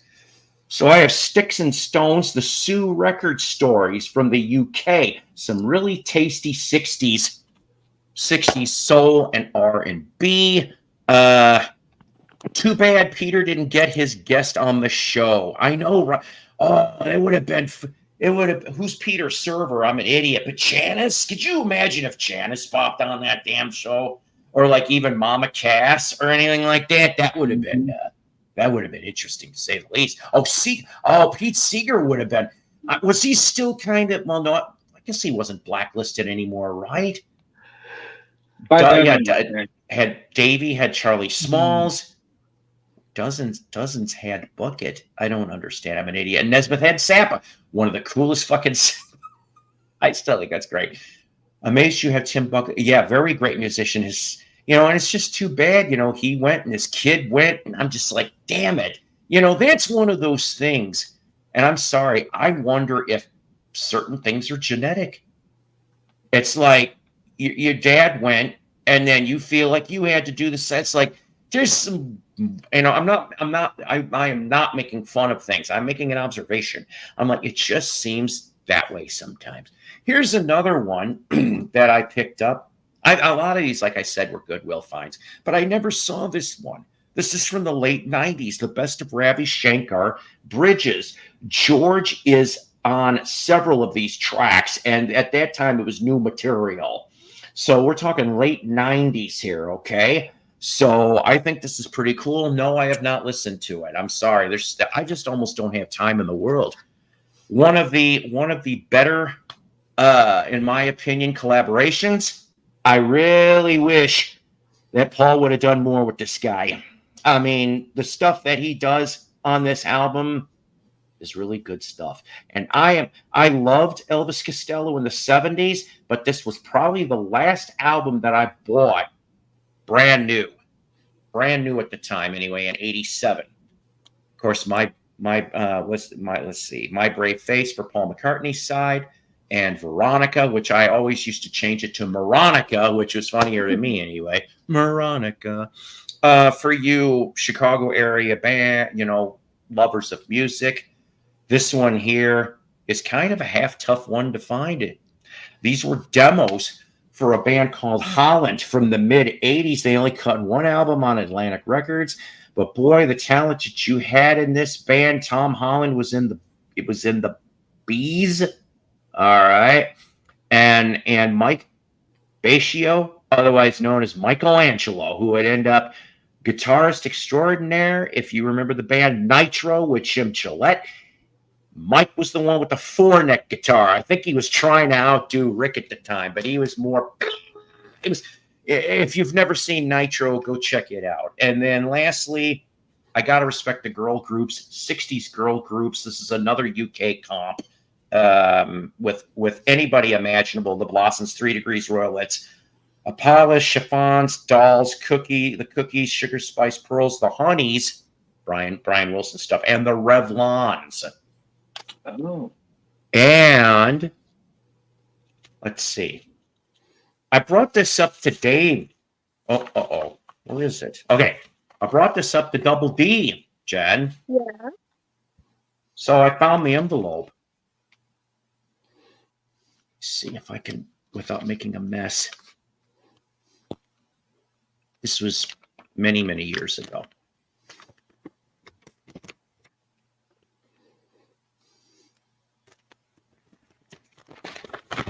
Paul, here you go. Signed CD booklets. I put them back on the CD. And some new and used guitar picks that I signed. Thanks for listening. Enjoy. Reeves Gabriels. Now, if you people know who the hell that is, good for you. If not, I know you're not going to see this stuff very well. Here is one of his autographed ones. He just simply, of course, wrote it RG. He signed it. But he was too kind. Guitar pick. Where did Tyler go? Tyler, I didn't mean it. Oh, he's back. Whoops, sorry. Yes, okay, good. No, so I told David that if I ever found this, I was going to show. Well, I'm like, I knew damn well, but the autographs, I got them probably in another box. And so he signed for me the first Tin Machine, and we talked about the David Bowie one where Bowie's got his hands behind him. I can't remember what that. Yeah, I can't remember what the hell that's called. Oh my God, I'm too halfway for this. Is it Earthling? Is that it? Earthling. That's right. Okay. And then for you English group people, I couldn't go to this gig, but it's Barry Witham's Herman's Hermits. Oh, this was from the early O's, and they played at a county fair in Elkhorn, Wisconsin. I thought that was pretty cool. So that's I just need to meet Peter. And then Peter was too good to play with them, even though he also is playing the county fair circuit. Yeah. I have more, but they must be in a different box. My son James got Yes. me. Yes, I do have all of them. Okay, it's just for some reason All I the don't Yellow know, Submarines or all the Beetle ones, period? all Because the there have been Yellow several. Submarine set. Okay, Mhm. so it's Wait, like there was is that- 2 different wait. waves of the album ones, and then this Oh, year God. there's 2 new ones that have come out that I'm still trying to track down. So it's just like the car. Oh my god! You know, it'd be really funny if they had like a bunch of different ones, because there's that part in the movie where it's like, no, it was blue with orange wheels. Oh my god, Oh, they should you know have what I done mean? that. Yeah, and then imagine if they did like a bunch of, you know what I mean? Oh my god, that'd be funny. Maybe someone should suggest Oh. the Hot Wheels. 2010, I played Santa. Ho ho ho! Aw. Sit on my lap. I ended up with a future girlfriend. She sat on my lap, whispered in my ear something I cannot pronounce here, and yes, within the next year, me and her I'm like, let's see. Oh boy, I'm behind, aren't I? I am so behind. I can't see theirs, but at least I know there's one other panelist sitting in the wings here, since he keeps chiming in from time to time. I don't know. I don't have these. I can't talk. Mark Morris. Hi. I have the Yellow Sub Lego set. Then that'd be cool too, I'll admit. But I get nervous about Legos. I mean, my grandson has. Oh God, you don't even want to see how many Legos he's got. And but the thing plural is of Lego is still Lego. yeah, and let go of my Lego. And then let's see here. Some of you people wanted to see if I ever found it. So, oh God, I can't believe I'm showing this to you people. I don't think I've ever shown this in public. So just imagine in 2000, this moron who worked at a Chicago radio station. No way.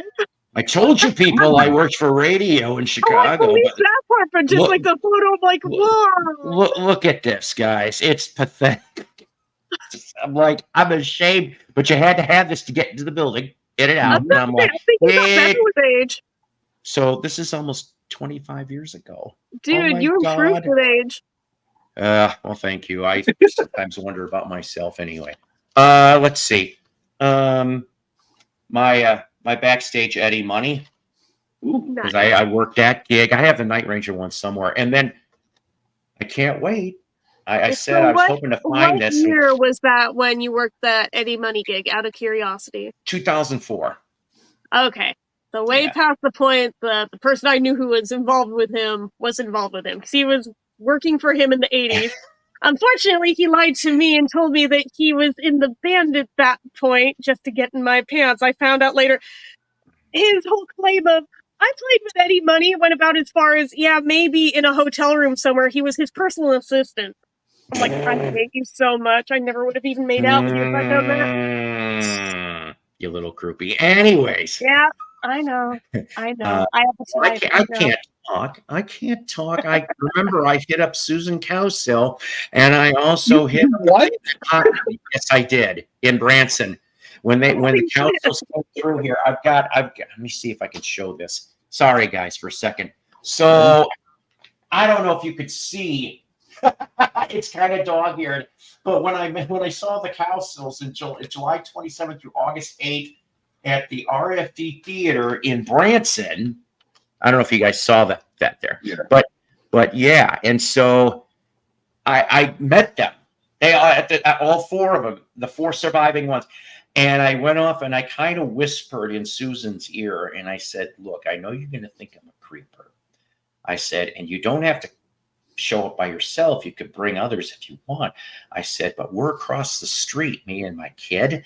I said, "And we're just going to have a drink, pretty simple, and just chillax, nothing else."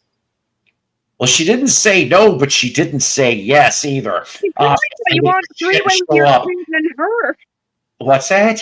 She probably thought you wanted a three-way with her and your kid. Oh God, no! That's not what I. Oh my God! I'm like, just so That's way not what I that was meant. worded, I'm like, she may Oh have boy. sued that. Neither, John, believe it or not. This was a college station. I think it was like I hate to say this, a 10,000 water, but it was downtown Chicago. So you could get it from downtown Chicago all the way onto the Eisenhower Expressway, because I had people tell me, hey, you know, I'm bet this is when cell phones were still a little bit expensive, but I'm like, hey, can I get a request? I've got, you know, I'm talking. I used to have this guy who rode a motorcycle, and he goes, one time he did this. He goes, hey, can you see out into the street? Yeah. He goes, I'm going to pop a wheelie in front of your thing Oh, just to show God. you I'm here. And he did. And I'm like, oh my God. I said, that's great. Unfortunately, he died a few weeks later. Wait, what? I thought you were going to say he then died 30 seconds later when on it the Eisenhower, man. I'm told. Yeah. He died on the Eisenhower. But I was like, oh God. And then, so when I saw Alice Cooper and Cheap Trick in 2005, I think it was, maybe it was 06. The first couple songs for Alice, there was no security. I already had third row seats. Okay, so I had a right to be there. But we were all there for the first couple songs, and right when Alice came out with on his, he had his rapier. I hope I'm saying that right, singing $1 Billion Babies. These flew off of that. I know you can't see the holes, but there's holes in this thing, and it was the $1 Billion. Yeah, or actually, what is it? It says 100. 100. Why did he do? Oh, yeah, $100. I don't know why, but these are what came off of it. They just flew off everywhere, and I managed to grab one. So yeah, so this came from the Alice gig, and then lastly, and I will just well, some college. You're right. Some college rock do, but I'm going to tell you something. There was maybe only one other show that I know of, and they played 90s alt, you know, at the time, because, you know, it was the late, you know, I was there 2000, 2001. So my little show was called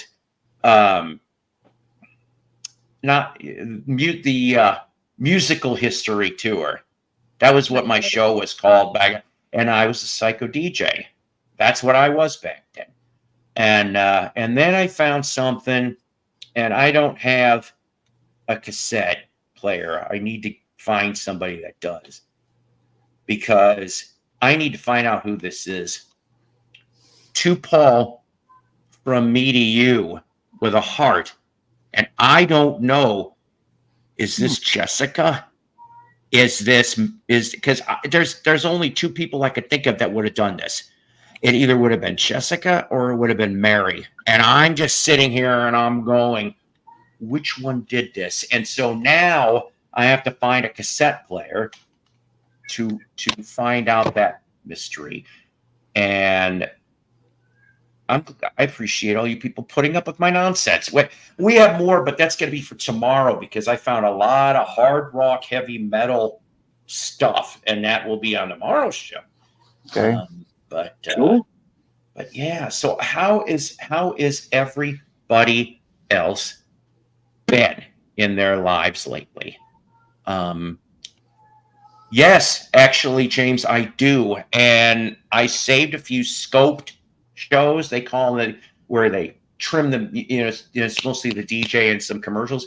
I have some scoped tapes from 2000, 2001. Eventually, I'm going to string them together, maybe, because it'd be enough, I think, for like a half an hour. And it might be boring to some, but I have my old shirt, my old CRX shirt. I only ever did one outside promotional appearance, but I have that, and I'm just going to keep it on that damn logo that's going to be while the whole half hour is running from different things.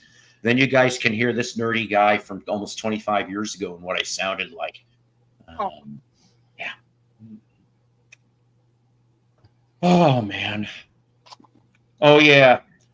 And there was an attempt at bootlegging. I used to do this a bunch of times. I'm not going to make myself big for this one, but I found this, and my buddy Jason, he tried to help me out. But at least I put the date on here. Milwaukee Summerfest, July 5th, 2002. Ted Nugent. We were second row, and this is unfortunately only the first 45 minutes because he forgot to flip the tape. And I'm going, son of a bitch.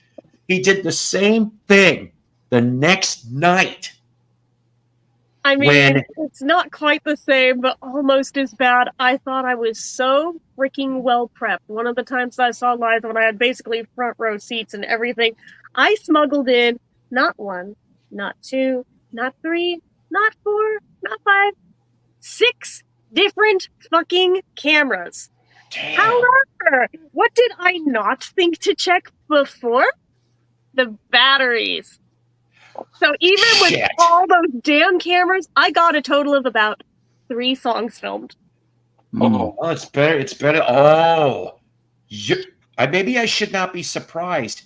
Fact. You are here. I didn't know if you. It's got to be 1 in the morning over where you're at, right? Yeah. Yeah. We'll say 1 a.m. over there. So the Nuge tape, I have that. I also have, here we go again, the first, like he forgot to flip the tape over.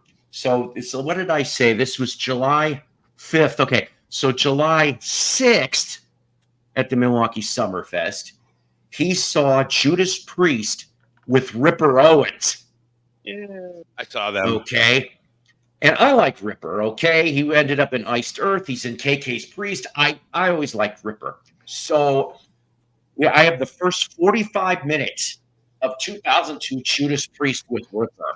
And to my knowledge, I don't know if there was a live album put out with Ripper with Priest at that time. So, hey, maybe I got something. I don't know. Hey, King James. What's up, Dark? Or here. Go chat. Well, I go get some more coffee, and it is fully caffeinated. And even it literally turned midnight now. Here, yes. Now we are here in the midnight hour, going mo. Oh, wait till the midnight hour. Oh, nice. Here we go. Oops. Forgot. I unplugged it. Wait a minute. There you go. See if you're.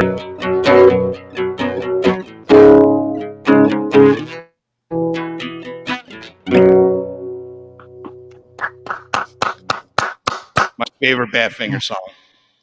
I'll tell you. that one. I'll tell you, Baby Blue standard. Baby Blue, Day After Day, no matter what. I know all of them. Yeah, one of the ones I really like, even if it is, I read the context about the song, but Apple of My Eye. I always loved that one. I love that one, definitely. No One Knows. God, I wish Head First would come back out on CD and vinyl. Keep Believing. I mean, man. Right. Lots of good stuff. You're right. Lay Me Down, all that, yeah. Yeah. Oh, Lay Me Down. Yeah, thank you. I'm like, there's just so much good stuff. It's not right. But the Baby Blue album, what's the name of that record? Escapes was me. That Straight Up? Straight On. Yeah. Like that album is just fantastic. Yeah. Every song on there, it's just phenomenal. I really liked the Magic Christian album too. Yes, A lot of people don't, think about that one, but it just has a charm to it. That not to downplay the other ones, but Name of the Game. Yes, Name of the Game. That's fantastic. Yeah, Name of the Game's kick. So I'll tell you this. Oh hey. Good morning, Brian. What's up, brother? So I recommend this if you people are Badfinger fans and you don't have this. It is demos, but it's Pete Ham, Gwen Gardens. It's basically Pete by himself, except for one track where Ron Griffiths is on it with him. All the stuff was recorded pretty much late 60s, early 70s. That one I'll recommend. Here's the problem. I got this one too. I was about to ask about that. They made 1,000. That's it. Wow. Tyler, I'm not going to lie to you on this. As much as a big Badfinger fan and I am, and I love Pete and Tom's work, 2/3 of this sucks. I'm going to tell you right now, I wouldn't buy it. I'm sorry. There's not one artist alive that has 100% of everything. I don't care who you are. Paul McCartney has crappy songs. So does John Lennon. So does Jimi Hendrix. So does Freddie Mercury. I mean, they have clunkers that would never have made it. Even Paul admits it. Like every one of these artists. And to us, that would be like one man's trash, another man's tragedy. Yeah, we would find that stuff. But still, you could hear like there's songs on like Milk and Honey from John Lennon that like make me cringe. Yeah. Like I'm sitting down, it like kind of makes me cringe. And he starts like I can almost see him flapping his hands. I'm stepping. Oh yeah, I never cared for that one. Just just a few songs like that. I don't mean to disparage John, but everybody has cringy bad stuff. Mm-hmm. Hey, Paul. Yes. It's after midnight. I think I'm going to have to take off. Understood. Okay. I'll see y'all another time. It's all good. Hey, listen, thanks for coming on, Jeff. See y'all later. Jeff. This is my prime. Man. Uh-oh. Brian's going in and out. Uh-oh. It's dark in Tokyo. He's on the other side of the world. Yes. Yeah, Yoko Ono does make me cringe. There's no doubt about that. I'd say, though, truthfully, of course, I'm always going to love Nobody Told Me. Just the way that whole song. No, I love that song. Yeah, and I mean that he was going to give it to Ringo. I'm just like going, I could see Ringo doing it, but I'm like, no, I like John's better. No doubt. And I can't say as much as, the opposite of the coin. Even bad artists have some good things. Like Yoko has some very beautiful music at times. She's not always 100% cringe. I mean, John fell in love with 100% of Yoko Ono. Right. I mean, she had more than the screaming, and that's just to get the attention, I think. Literally. Right. Really piano. She could. Same thing. I think the more dark horse of anybody is Linda McCartney. Linda McCartney, out of nowhere, joins Wings and keeps up with Paul McCartney and sings harmony like as good as John Lennon, and like literally. Like, where did this girl come from? She should be hailed way more than she is. Honestly, like she matched Paul at times. Like she's playing everything with Paul on stage for 3 hours with Paul. She wasn't trained, I don't know her whole history like I know of the rest of the Beatles. Right. But like, we know every nuance of Paul, but like, where did this girl come from? How did she get so good? I mean, did that much greatness of Paul rub off on her? Like, I guess, when you got your... He taught her everything that she learned. That was all from him. She knew nothing going in. That's the adage of, like, when you are, like, intimate with somebody, you share not only everything, your spirits intermingle.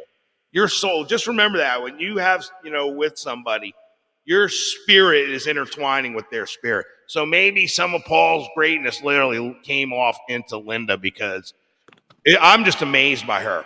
When I watch videos of them playing, she is literally on point, like unbelievable. That's a fun single. I wish I could find a keyboard player that good over here, guy or girl. Literally, I mean, like wow, inventive, and she could sing, and like wow, impressed.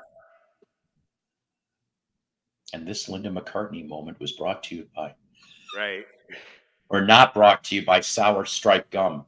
It didn't mean to turn into a Linda rant, but I just say we never, everybody talks about everybody, but that girl like is gone, and we don't even talk about her barely, unless it's in the name of Paul, and that's just like she had her own stuff too.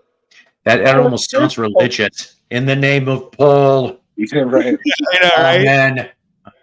Well, it's kind of cool to see when things come up that you don't expect. It's like nobody really thought that like Dennis Wilson was going to drop a record like Pacific Ocean Blue, and it just knocked everybody out.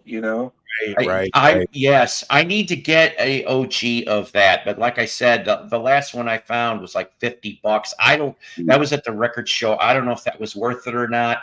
And vinyl the other or CD? Vinyl. Original. Oh, okay. And I did come across a white label promo, but Like one side was great, the other they must have hated the other side. Somebody like must have stabbed it with a screwdriver. I was so Damn. Right on. I need to find that Wild Prairie album. Actually, I'm told they didn't make very many of those They really after didn't. she died. Well, My phone's at like 1%. I'll be right back. okay.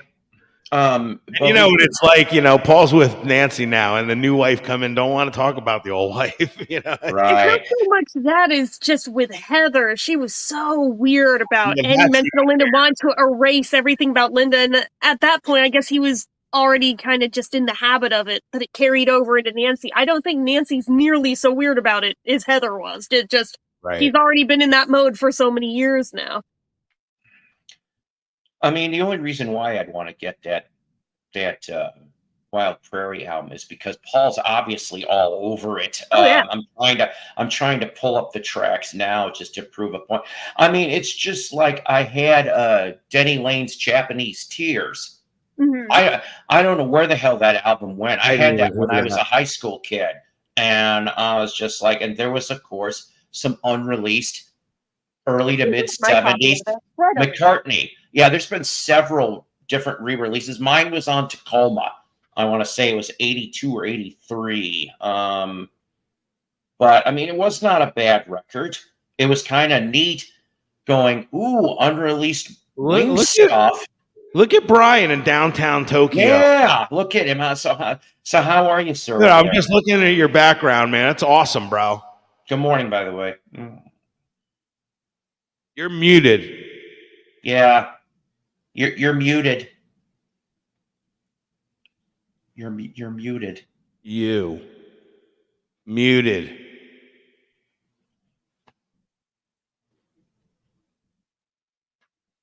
Not yet. Oh. Okay. You wanted the track list from it? Try to go. Yeah, I was gonna say let him go in and back out. Yeah. Wow. Oh, you wanted the track list? Yeah. Yeah. It's literally in my hand, dude. Yay. Okay. Sorry. Yeah. I was like, oh, it's right here. So the track list is Wide Prairie, New Orleans, The White Coated Man, Love's Full Glory, I Got Up, The Light Comes From Within, Mr. Sandman, Seaside Woman, Oriental Nightfish, Endless Days, Poison Ivy, Cow, B-Side to Seaside, Sugar Time, Cook of the House, and Appaloosa. Okay. See, so I could already tell. I remember some of that stuff, like Oriental Nightfish, and of course the Seaside Woman. The trippy video too with it. Oh, well, I'm gonna have to look for that. Poison Ivy. The Seaside Woman also has a video too, but the Oriental Nightfish one is like very almost psychedelic inspired in the way it's animated. Huh. Are you able to talk yet, Brian? Can you guys hear me now? Hey. Hey, I just wanted to say a couple things. Thanks for having me on, Paul. Nice to see you, and Beatles Thank you. and Melody. And Definitely. I just got to get back to the office here, but I enjoyed the Linda McCartney hour that was brought to us by Melody. And I will say, you know how you love, you know how there's something pretty sexy about like a girl drummer. Absolutely. Or like a girl, Aaron Carpenter behind the ripping drum set is incredible. Right? You have the same thing with female photographers. When you see, especially like film well, it doesn't really matter, but on that Get Back, you see Linda loading film in the background in a lot of those scenes, and she's just like got her little thing going, and it's easy to see in a way, how Paul would have kind of gone mad for her. I mean, obviously everybody knows her for her photography, but nothing gets spoken about her musicianship. That's she's true. It's great very as true. a musician, like literally. This in there with it. It's got some of her photography all over it. Right. Hang on a minute. This was in there. There we go. It's practically on like newspaper print. It's so thin. I think is why I didn't even notice it was there. Wow. And on the back, it just has little notes about each song. But I'm like, oh, okay. But you have to be very delicate with it, though. Oh, Brian. Well, Brian, his connection. Plus, he said he was getting back.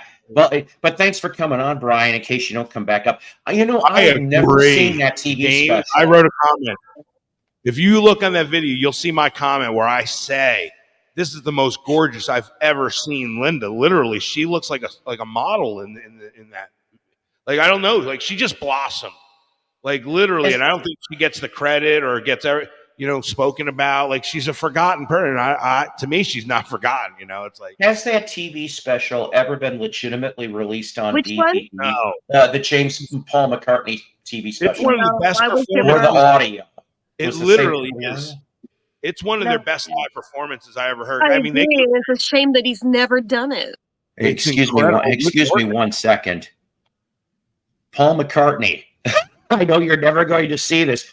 Paul, put that as your next McCartney Macca project. We need that released so we can see it, please and thank you. I want to see it. She wants to see it.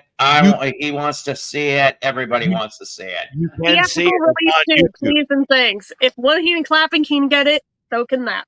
Yeah, but I'm saying you can watch it right now on YouTube. I just watched it. I mean, we used to be able to watch one hand clapping on YouTube as well until he all of a sudden put this together, and now we have like the shittier version of it, but not the real one. So. Right, that's true.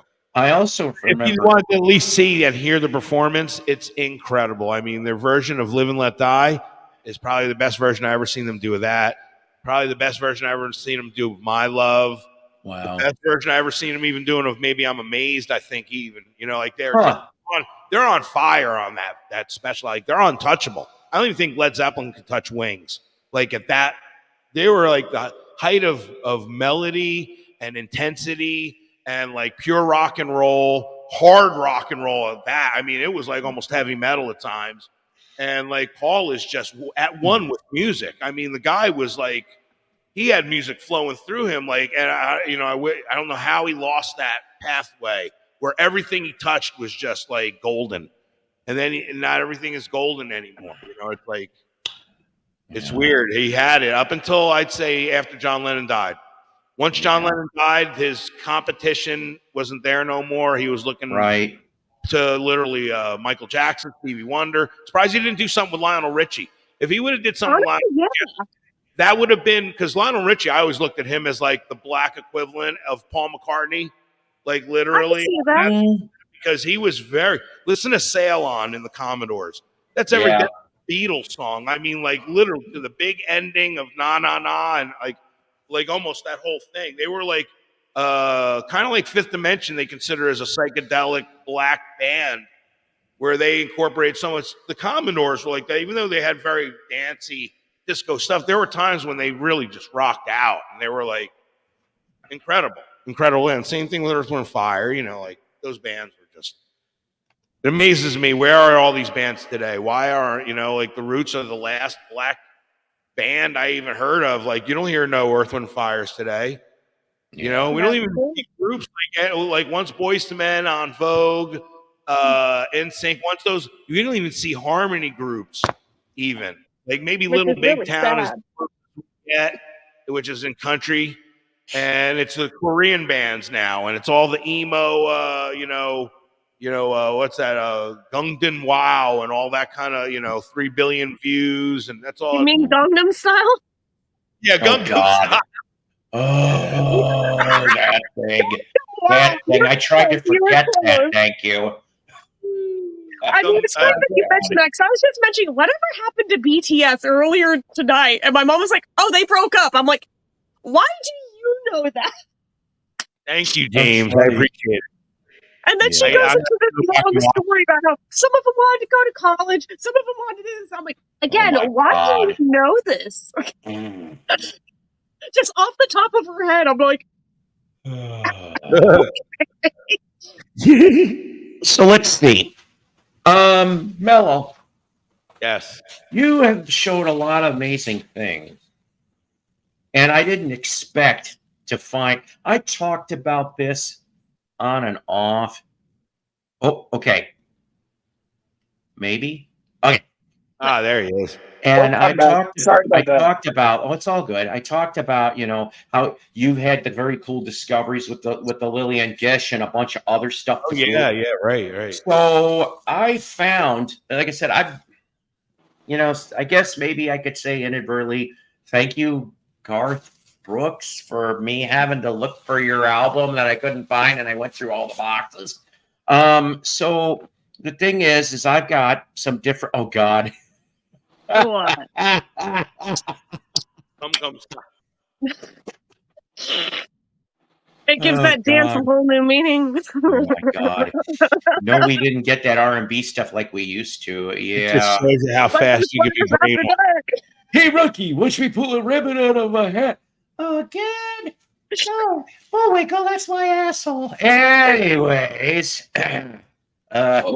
speaking of that for 2 seconds, not the asshole bit, but like I said, I still have all this to get through. Oh boy.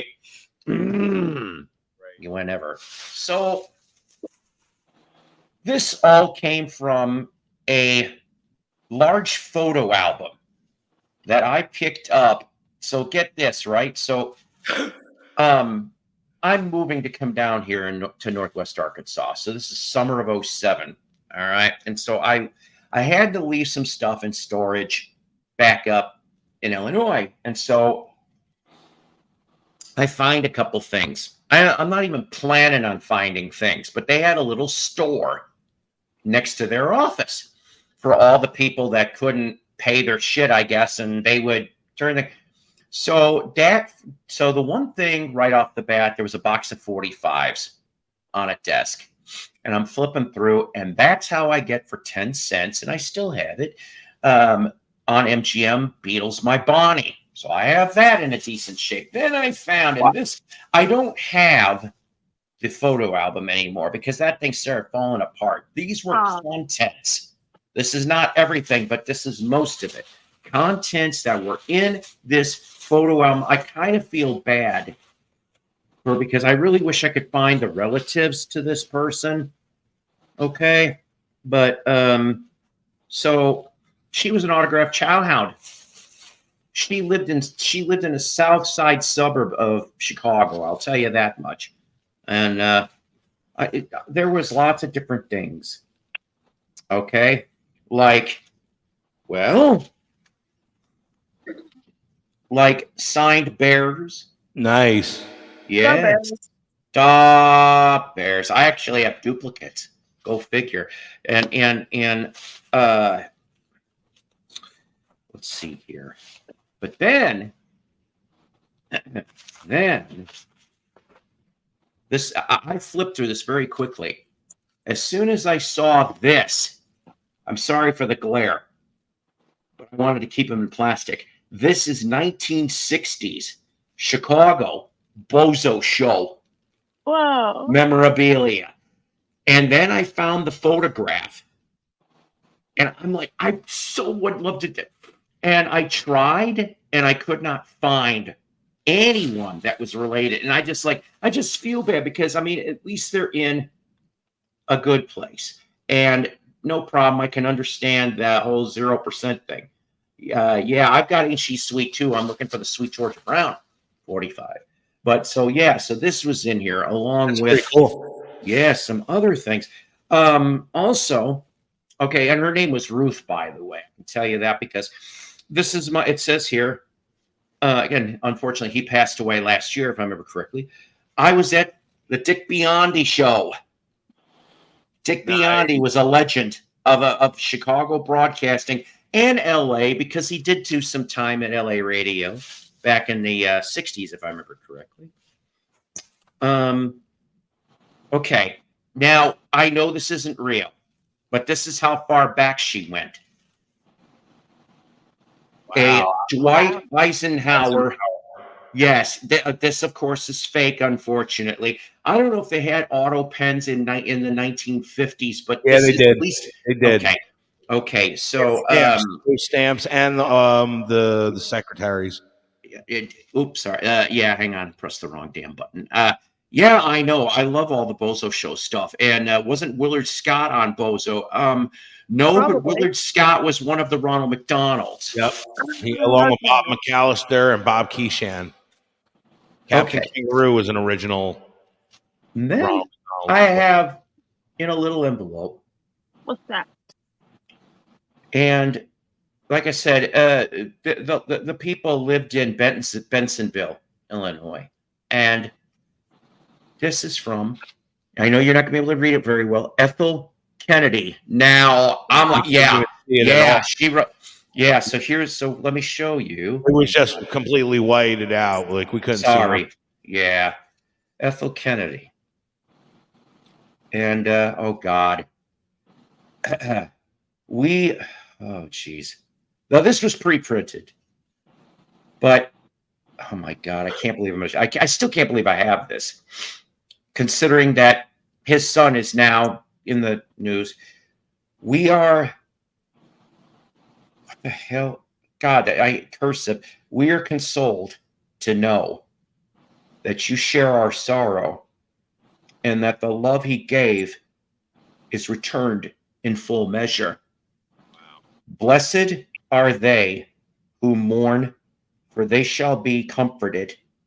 Blessed are they who hunger and thirst after justice, for they shall be fulfilled. Blessed are the peacemakers, for they shall be called the children of God. Matthew 5:3. Ethel Kennedy. Wow. This is also what was in there. Oh, wow. That's cool. Now, can't see it. I'm sorry. Okay. Well, tell us what it is then. Hang on. Yeah, it's like it's just you need to angle it so that we can. Yeah. This is the funeral card. Oh wow! All right. Wow. Holy shit! That's something right there for Robert. Seriously, this is the funeral card, and yeah. That's I can't. There is different. Dear God, please take care of him who tried to take care of yours. Come, my friends, 'tis not too late to seek a newer world. Tennyson, Ulysses. And I'm not going to get into the rest of it, but it was the ending of it is Robert F. Kennedy extemporaneous remarks on the death of Martin Luther King, wow. Indianapolis, Indiana, April 4th, 1968. RFK passed June 6th, 1968. So in other words, this woman mailed for this shortly after RFK died. You should take some pictures of it and post some of them, laid out so that you can really show it off. Yeah, I probably will. That's so I mean, I know, right? But it also was sad because it's just like, yeah, that is sad. Okay. And wait, who gave this to you? No, this was all in a large photo album that I bought for $10. Oh my God! Wow, okay. Yeah, that's great. This is Mamie Eisenhower. Oh my God! She must have liked first ladies too. Yeah. This has been determined to be genuine. Guess she had a lot of time on her hands. And it says, the White House, September 24th, 1960. Dear Mrs. Myers, First family have asked me to thank you for your recent letter and close photographs. They enjoyed hearing about your fine son, John, and about wonderful 14-year-old Janie. Having young people close by fills life with such joy. In response to your request for an autographed photograph of the President and Mrs. Eisenhower, I am happy to send you the enclosed. This picture has been signed especially for you by the First Lady and is accompanied by a small White House card bearing the president's. Now, I don't know if I got that, to tell you the honest truth. We will see that Janie receives the same as you requested. Wow. And that's signed awesome. Mary Jane McAfee, Secretary to Mrs. Eisenhower. That's awesome.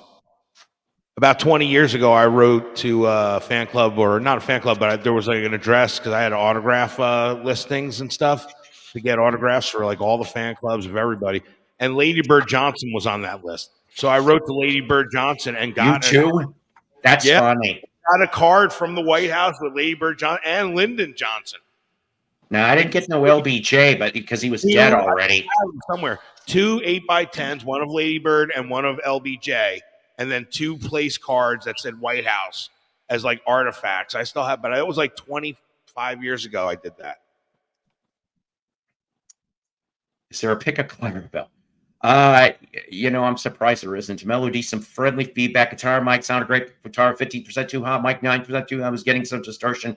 Could have been StreamYard. You're right. It could have been too. Is there a pic of Clarabelle the Clown with all makeup? No, but boy, oh boy, I know somebody that tried to get that in Milwaukee, and his name was Richie Cunningham. And at the last minute, he did not. And I'm like, and probably his dad was like, listen, Richard, the fact of the matter is. Oh, God bless you, Brian. But you know what? I'm going to go back and listen, and that's going to help me fine tune a little bit. Now, how far away from the mic should I? Sometimes when I'm right on the mic, I might be overloading it, but if I'm back an inch away, it might be a little better. I'm going to see that. But I appreciate all your advice, man. You're a music pro, brother. Very much. And so, let's see. And then, she even wrote to Buckingham Palace. Oh, wow. Dude, that's a better thing than me finding Lillian Gish. I mean, mine's Hollywood history. Yours is like world history. That's something I would bring to Antiques Roadshow or something as a collection. See what it's worth. Dude. From Rear Admiral Sir Hugh Janyan, July 1st, 1981. Dear Miss Myers, the Prince of Wales and the Lady Diana Spencer have asked me to send you and your family their sincere thanks for the embroidery you made for them. Personally. His Royal Highness and Lady Diana much appreciate your kind thought in sending this gift to them and asked me to thank you all most warmly.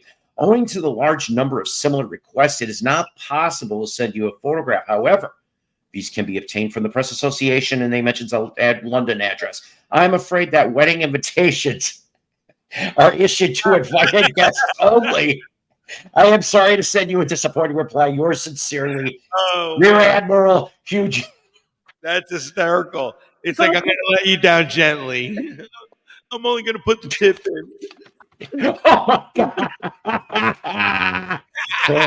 How many times in my life I've said, and let's see. The whole thing with Buckingham Palace, if you write to them, be it like back when the Queen was still alive, be it to her directly or just Buckingham Palace, they apparently keep files of everyone who writes to them to make sure that you don't get the same reply twice. And they keep notes on all the correspondence. Like my friend Hannah, wrote to the Queen a shit ton of times and everything, and she's like a big Royals buff and everything, knows about all of this. So I'm just like, that's badass! Oh my God! That means I'm in there somewhere. I requested once. Anyways, November 22nd. You are a pro, Brian. To me, you're a pro, brother. Nobody wants to see his rear. November 22nd, 1976, on White House stationery with a slide embossed on the top. It says, Dear Mrs. Myers, the President and I wish to thank you for your thoughtful letter and very kind words as we prepare to resume our lives as private citizens. We are heartened by your friendship and strengthened by your good wishes. We hope you will enjoy having this photograph of our family. I do have it somewhere. As an expression of our gratitude and warm regards, sincerely, Betty Ford. You got a whole collection of First Ladies, man. I mean, that's First Lady memorabilia, really down to. Who's that, Olivia? No. This is 1979 Chicago Mayor Jane Byrne, the very first woman mayor of Chicago. And I don't know if it's just the angle of her face or something. I thought it was Olivia Newton-John for a minute. I thought it was Tuesday Weld. Don't feel bad. See, there you go. It was Olivia Weld. And then, of course, we've got this, which I'll explain in a second. Great Office of the Mayor, November 19, 1981. I appreciate your note along with your favorable comments. Thank you for thinking of me in such a fine way. As requested, I am pleased to enclose this autograph photo signed Jane Byrne, Mayor. Exactly. Oh, yeah, that's right. Oh, God. I don't know why this is in here. I got this when I met him. Paul Go Hogs, Ryan Mallett. He's gone too now. Wow. He died drowning. Oh. Now, I can vouch that this isn't real because I got the same thing when I wrote to Ford back when he was in the White House. But I never seen this one. Yes, look at that. Look at it, mid-70s history. You got everybody here. The whole yes, you betcha. Cool. Dude, this. I mean, how many pieces in this collection? Have you counted? Good God, I don't know. And this isn't all of it. This one here says the White House in the corner. I appreciate you 15 people putting up with me. This was the card. Well, it's interesting. I mean, this for stuff Dwight Eisenhower from the White House. Remember from the letter? Yeah. And it says the inscription on the reverse reads, "With best wishes, Dwight D. Eisenhower." This is a facsimile reproduction. Yeah, that's a printed, like almost like a business card, has a raised engraving. Like, I have some that I got from the Carter and Bush, Carter and Reagan administration. That's the way the Lady Bird Johnson one. It's an actual embossed, raised, like it's like That's printed. the word you're looking for, not engraved. Yeah, not engraved, embossed. Let's see. James, Chicago Bears. Bears. Let's see what. We are the Bears, shuffling crew. Thank you. Thank you for your support and encouragement. It means a great deal to me to know that I have so many friends, just like James Farley, so many friends. Sincerely, Coach Ditka. Yes, with the Bears on the corner, Coach Ditka. Yes. So this person wasn't like an autograph hunter in a lot of ways. Honestly, I was too. I mean, I had gained hundreds of autographs through just sending through the mail. One stamp gained me back sometimes literally a jersey. I would write to every football team, every baseball team, every basketball team, and see whatever it would send back. Because it's only a stamp. Obviously, when you send out 500 different things, it's going to add up in stamps. But you gain so much. I mean, the quickest one I ever got was from The Price is Right, believe it or not, with Bob Barker. Really? Literally within 3 days, I got it back. I was like, couldn't believe it. There's a whole bunch of developed film strip in here. What? And well, I think this is part of it. So she drove to Ottawa, Illinois, September 28, 1988, Heartland Bus Tour, to see George Bush as he was going to go for president. So she was, I assume, Republican. She must have been on the Republican side. God bless her. But I'm blinded. I still can't tell if that's senior or junior. It's senior. I was in the same room with him, believe it or not, when he came to McHenry County College. My buddy got thrown out because I don't know how he managed to bring a sign in that said, "Bush sucks, vote for the caucus." He gets thrown out, and they try to throw me out. And I'm like, I told Spike, I'm like, just hang on a minute. And I'm like, I don't know who this guy is. He gets thrown out, then I leave about 2 minutes later. He goes, "Thanks a bunch, asshole." I'm like, I just was being silly. Honestly, I can honestly say I never saw a president with my own two eyes. So musician-wise, all right. Hey, Paul, do you have? Oh, it's going to cost him. Jen, your detective work is needed here. Find out who this. I already tried that, James. I didn't go very far on it, and she's dead anyway. And I hate to say this, those kids were kind of. The photograph from the Bozo show, 2 of her 3 kids looked like they were at least minimum mid-teens. So chances are they're probably either dead or very, very old. So then this one here, I showed a picture a long time back when I met these 3, but I was able to grab a poster Saturday, February 15th. I can't remember what damn year, mid-2000s, the B3 tour, 3 legendary bases, 1 extraordinary night. And it says here, brought to you by Fender, Marshall Mark bass, Ampex PV El Malfitano. I can't read the rest of this, but it says, "Don't miss the store signing at Gazzardo's Music in Rockford." Well, that's where the hell I got this sign from, and I know you can't tell really well, but you've got Billy Sheehan and Stu Hamm and Jeff Berlin all signed this for me. I met Billy Sheehan myself. I saw a clinic of his, and my actual bass player that I was with at the time became very good friends with Billy Sheehan. Actually, we go travel, go see him. Billy Sheehan got to know him actually Now they talk on a first name basis. Like, I'm so impressed with my bass player. He tells me all these stories. He actually goes and sees Mr. Big, goes and sees the other band he did with Mike Portnoy. Like, it's incredible how close he's gotten with Billy Sheehan. Such a random picture. This was in that book too. Huh. Wow. I don't know why. Just there it is. FDR. Guess they had to keep it somewhere. You need to itemize this whole list and list it all. Agreed. White House, December 7, 1988. Mrs. Reagan has asked me to thank you for your kind message of requesting a photograph. First Lady is happy to comply with your request and hopes that you enjoy the photo that's enclosed. The President and Mrs. Reagan are deeply grateful for the interest and friendship of individuals like you and send their best wishes. Wow. I mean, how much does this collection mean to you personally? I mean, are you really... Would this be as interesting to you as if this was all Beatles or all the Monkees or something? Like, you know what I mean? Like, what is your plan to do with this collection? Well, probably sell it. I would, honestly. But then I come across things like this. Oh, that's nice. Whoa. Yeah, it's artwork. Aww. There were copies of It's it. artwork from the kid. From and her. See, this is like, I'm like, I always feel bad when I come across stuff like this. Yeah.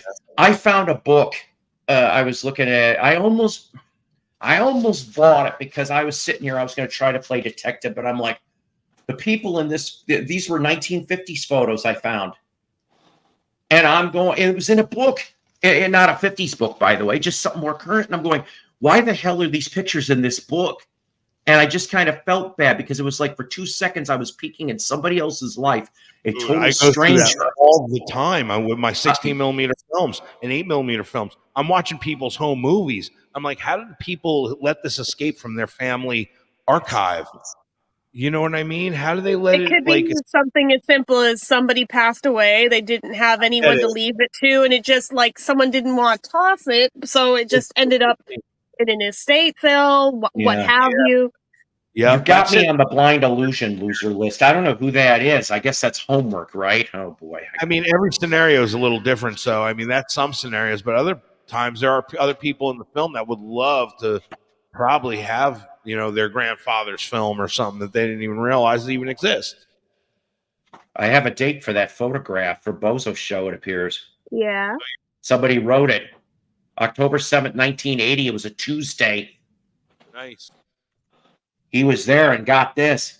Oh, wow. And I'm just like, the Bozo stuff I'd keep.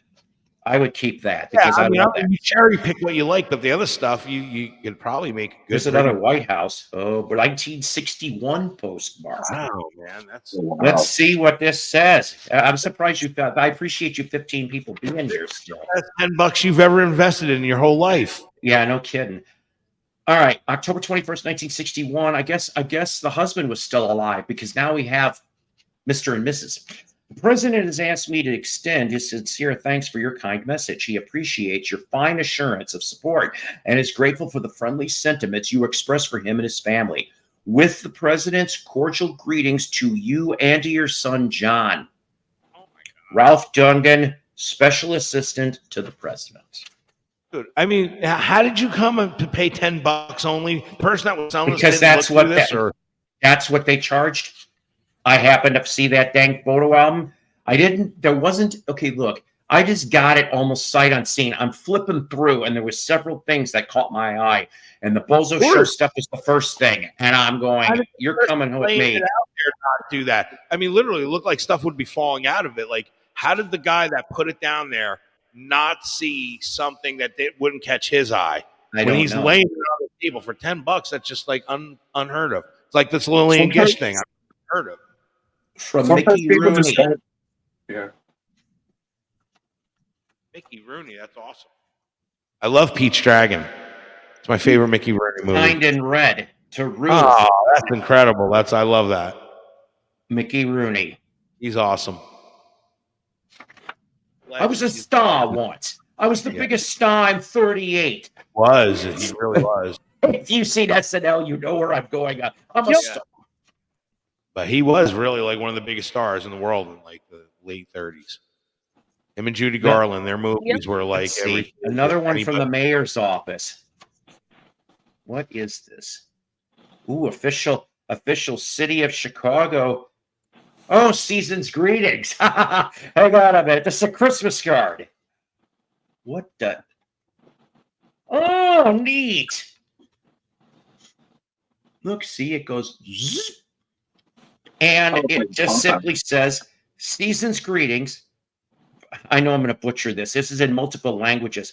Season's greetings, Boan Natal. Oh boy. Kales Yortes. Frolik. What?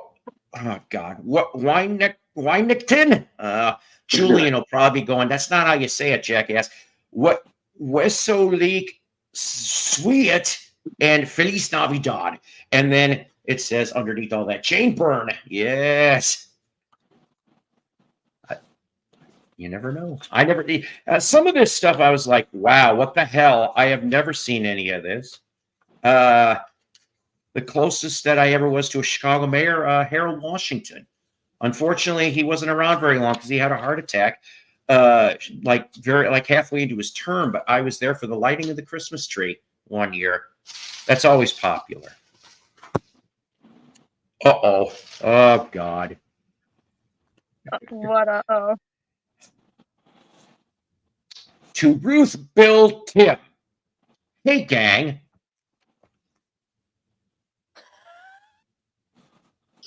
Of course. Now, let's not forget, though, Oprah is from Chicago. And got her start originally on a show called AM Chicago before it was the Oprah Winfrey Show. I remember her when she was on AM Chicago. Then we get back into sports stuff. Willie Gault. Oh, one of the best bears. Seriously, she had dupes.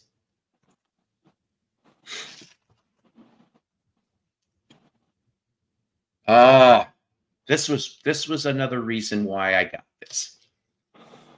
Hang on, I'm sorry. Yeah, I mean, where do you find stuff at flea markets or something? Yeah.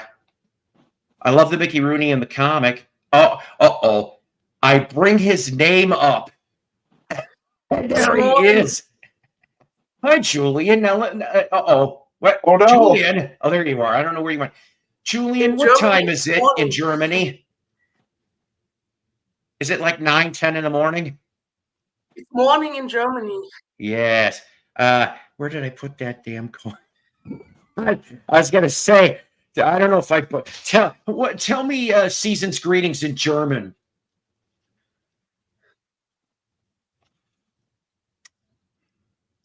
What, like in German? What is Today season's greetings? I go record shopping. Oh, you went record shopping. Hang on. And so this is one of the big reasons why I picked up this book. And then, we'll look at your records in a second. Signed Walter Payton. And I'm telling you, because my, quote, friend stole my Payton autograph in the 80s. Ooh. And I am like, this is staying with me. Because it almost came back full circle. I'm almost done, believe it or not, gang. Mike Tomczak, a really decent quarterback, at least for the Bears. Mrs. John F. Kennedy. Oh boy, let's see. Hey, there's a phone number on the back of this too. August 21st, 1964. So, unfortunately, we all know who is dead already. I am most deeply grateful for the contribution you sent to the Kennedy Library Fund, especially because you worked so hard to earn the money. Of all the many tributes to the memory of President Kennedy, I am sure that none would have pleased him more than the touching response of you young people, to Parade's suggestion that you work to help the fund. When the library is finished, your name will always be on file there. You and your children and all the generations to come who visit the library will be proud to see it there and to know that you had a part in making President Kennedy's library possible. As you grow older, I know that you will retain the wonderful spirit embodied in your gift to the library and your interest in doing things that help this world we live in. That would have meant so much to President Kennedy. With deep appreciation, sincerely, Jacqueline Kennedy. Wow. You know, just people, 17 people that are in here. Why am I showing you some of this? Because this is how society used to be like.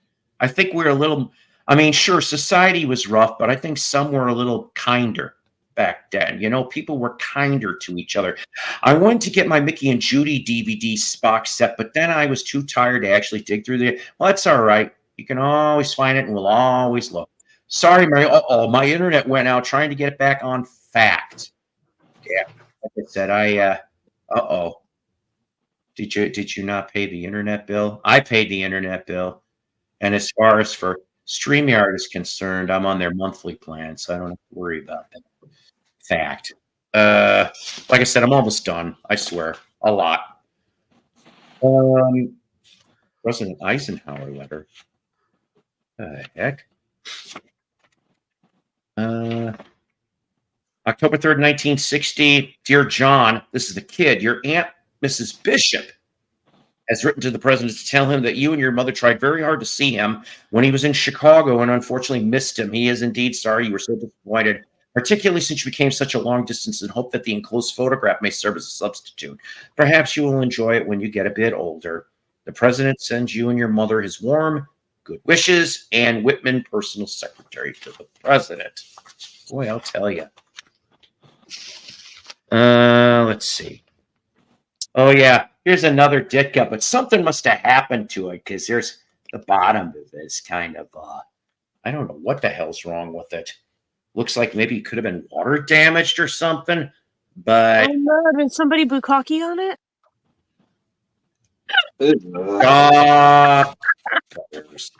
And then, oh, okay. This was the envelope that the Eisenhower picture was in from the White House in White House Day. All right. I'll shut up for a little while because that was it. I'm glad you guys stuck around for that. Yeah, people did actually care back then, you know, and God, I don't know. So I don't know. It's all, you know, I don't know. The Bear stuff and the Bozo Circus stuff I keep. It's probably the presidential stuff. I maybe would go off and, you know, I actually get to go see my kid at the end of September. And I'm probably going to take the presidential stuff and go to him and go, hey, you either can keep this if you want or sell it in one lot. Oh, no, James doesn't know what that word means. I don't know if I should explain what that word means. Oh, God, no, not with the kid here. Sorry, Julian. I'm not sure if it's worse to tell him to Google it, because... just tell him Google it, because I'm like, that's a... So-on 7604 Raleigh shook his hand as he was leaving for the receiving line. Now, that's cool. That is actually cool, John. The internet destroyed people. Why of thinking and acting? Well, yeah. Yeah. It definitely is a different change on things. So, Julian, you said something about you went record shopping? Yeah. Let's see. Want to go record shopping. Yeah.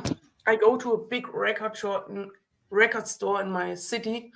It has really, really cool records and a really big house. We can say it's like a shopping center. Yeah. Only records. Low CDs, only records. It cool. has heavy metal. It has so much heavy metal. It has, oh God, yes, so much hard rock. It has. Uh-huh. It's really cool to go there. Really, really cool. Well, let's see what you got. I search records from my want list. Yeah. Yes. Did you not? Did you go recently, or are you wanting to go to the place? I search for and look what's to get. Yeah, it's everything. Yeah, Everything. Everything. yes, everything. You should look for something by Deep Purple if you're into like heavier stuff. I search mostly hard rock. Yeah. Machine Head. That would be a good one. The Battle Rage is on. It's one of my favorites, and nobody talks about it. Now I collect really often MoFi pressings, MFSL versions. Yeah, those things are pretty pricey. Yeah, that's collector's items, and very special are the CDs, the MoFi CDs, the MFSL CD versions, and it's really nice to collect these things, and it's really nice to collect records in different versions. Yeah, and then you can make and then you can watch which sound is the best, which record is the best. Yeah, is the best sounding. Yeah, and it's really hard to get this MFSL pressings. Yeah, but when you see a version, it's mostly expensive. Yeah, but it's a collector's item. Yeah, but it's really cool. It's really cool. I used MoFi inner sleeves. I use this inner sleeves.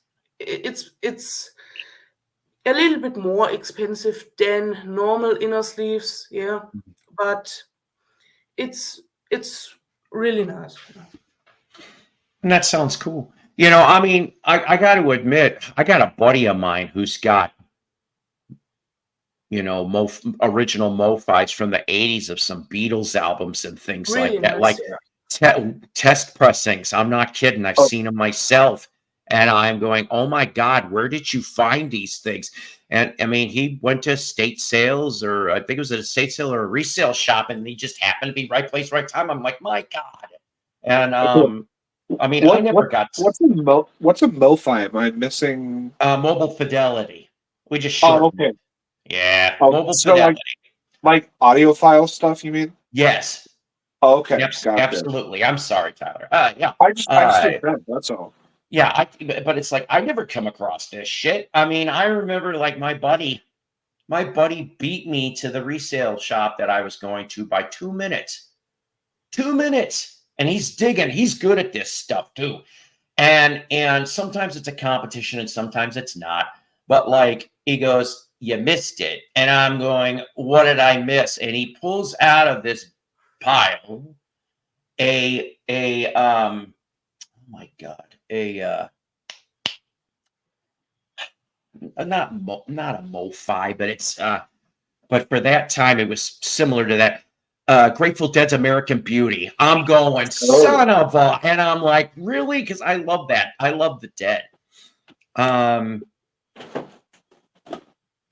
Jeff says the Monkees, Pinesies and Perry's Crapacorn and Jones. I almost said Crapacorn. I mean, on cobalt blue vinyl. It sounds fantastic. Fact. By the way, just for 2 seconds on a deep, are you going to get that Friday Music Changes issue? Are you asking me? Any of you guys? Because I'm like, I'm not either. I have an OG and I have the CD. Yeah, I've got an OG and I've got a Rhino. I don't need another one unless they're like unearthing new tracks, you know. But see, yeah, and that's the thing, though. Okay, to my knowledge, except for the 45, so that would be "Oh My My" and "I Love You Better."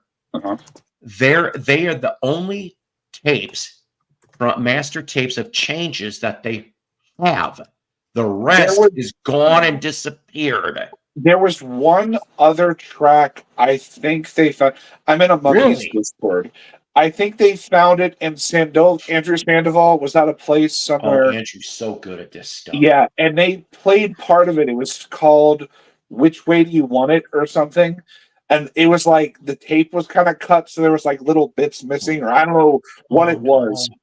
But it's somebody's probably uploaded it to YouTube. But other than that, there's like really nothing else to it. Yeah. I don't know what's up with that, but yeah, I don't really know. I don't have a lot of Friday music stuff. The people in the Monkees Discord do not like the Friday music stuff. They got issues with it. I don't know. I bought that record store day thing, the Mono, Birds, Bees, and the Monkees. I haven't played it yet. But other than that, they keep teasing a Missing Links 4. Like they mentioned it once like 4 years ago, and then they mentioned it again like 6 months ago. And then just nothing. So I don't know what's going on with that. Yeah, it makes you wonder. As much as I love to have almost anything and everything. I think if you listen to that volume 4 very closely when it comes out, you might hear a couple times sounds of a barrel being scraped. Yeah. Oh yeah, and I'm just like sitting there going, I don't know. I have to see. And unless they pull it Justice outtakes, which if those are even a thing that exists, there is. I've already inquired. What? About Justice, because that was the one that I would have absolutely killed to have had that stuff for. But Andrew Sandoval said there isn't any for that. Really? I thought I heard there was 2 or 3 leftovers. Maybe I'm wrong, obviously. Andrew would know better. He would, but I found this is interesting. His reasoning I understand. I found this podcast recently called Discograffiti. Yeah. And I was listening to, they had him on to talk about the Monkees stuff, and he does not like the Justice album at all. Huh. He didn't give it a 0. You know what I mean? But like he really didn't like it. And I was kind of surprised because Justice is literally the most authentic as musicians thing they ever did. Yeah. But then his point also was it doesn't sound like the Monkees. But then that gets into this whole existential crisis thing of what is the Monkees supposed to sound like? For a minute, when I heard you say Justice, I thought you were talking about "And Justice for All" Metallica. No. The Monkees album from like 96 or 97, Justice. It's all one word. Right. Awesome. Yeah. Thank you for coming by, Julian. Looking forward to the video. And I'm not going to lie, guys. Some of you people are going to roll your eyes when I can't believe I'm telling you guys this, but Justice is going to be a future episode of Jukebox. Oh no! Well, let me explain. He did pull it. He's got to do it. Wait, hold on. Are you gonna eventually do the Christmas album too? And pull it. I already did pull it. Yeah, I know. Yeah, Jukebox from Hell. I somehow missed that. Which, believe it or not, actually, I gotta tell you, you brought up something you said before, which I think you should bring back, that Magical History Tour. That's pretty clever wording. I've never heard that, Magical Mystery Tour play. Musical History Tour. That's really ingenious. You should bring that back. Nobody told them about the Ruddles. Yeah, but they didn't use History Tour. Oh, right. Yeah, my bad. Ladies and gentlemen, the Ruddles.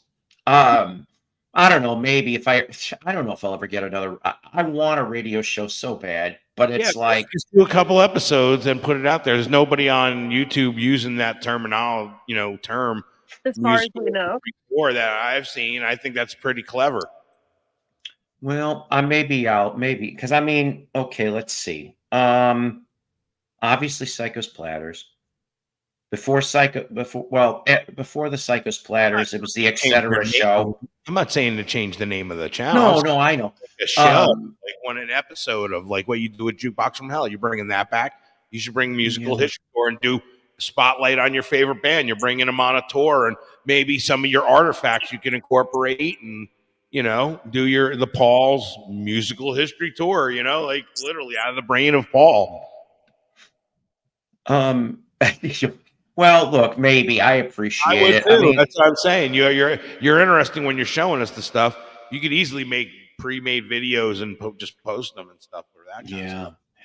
And then there was an experiment that we tried. I think I brought this up a couple times over the years, and it was a trio, people. It was me and Doug Fields and Grant Dobbin, and we had a show. It only lasted.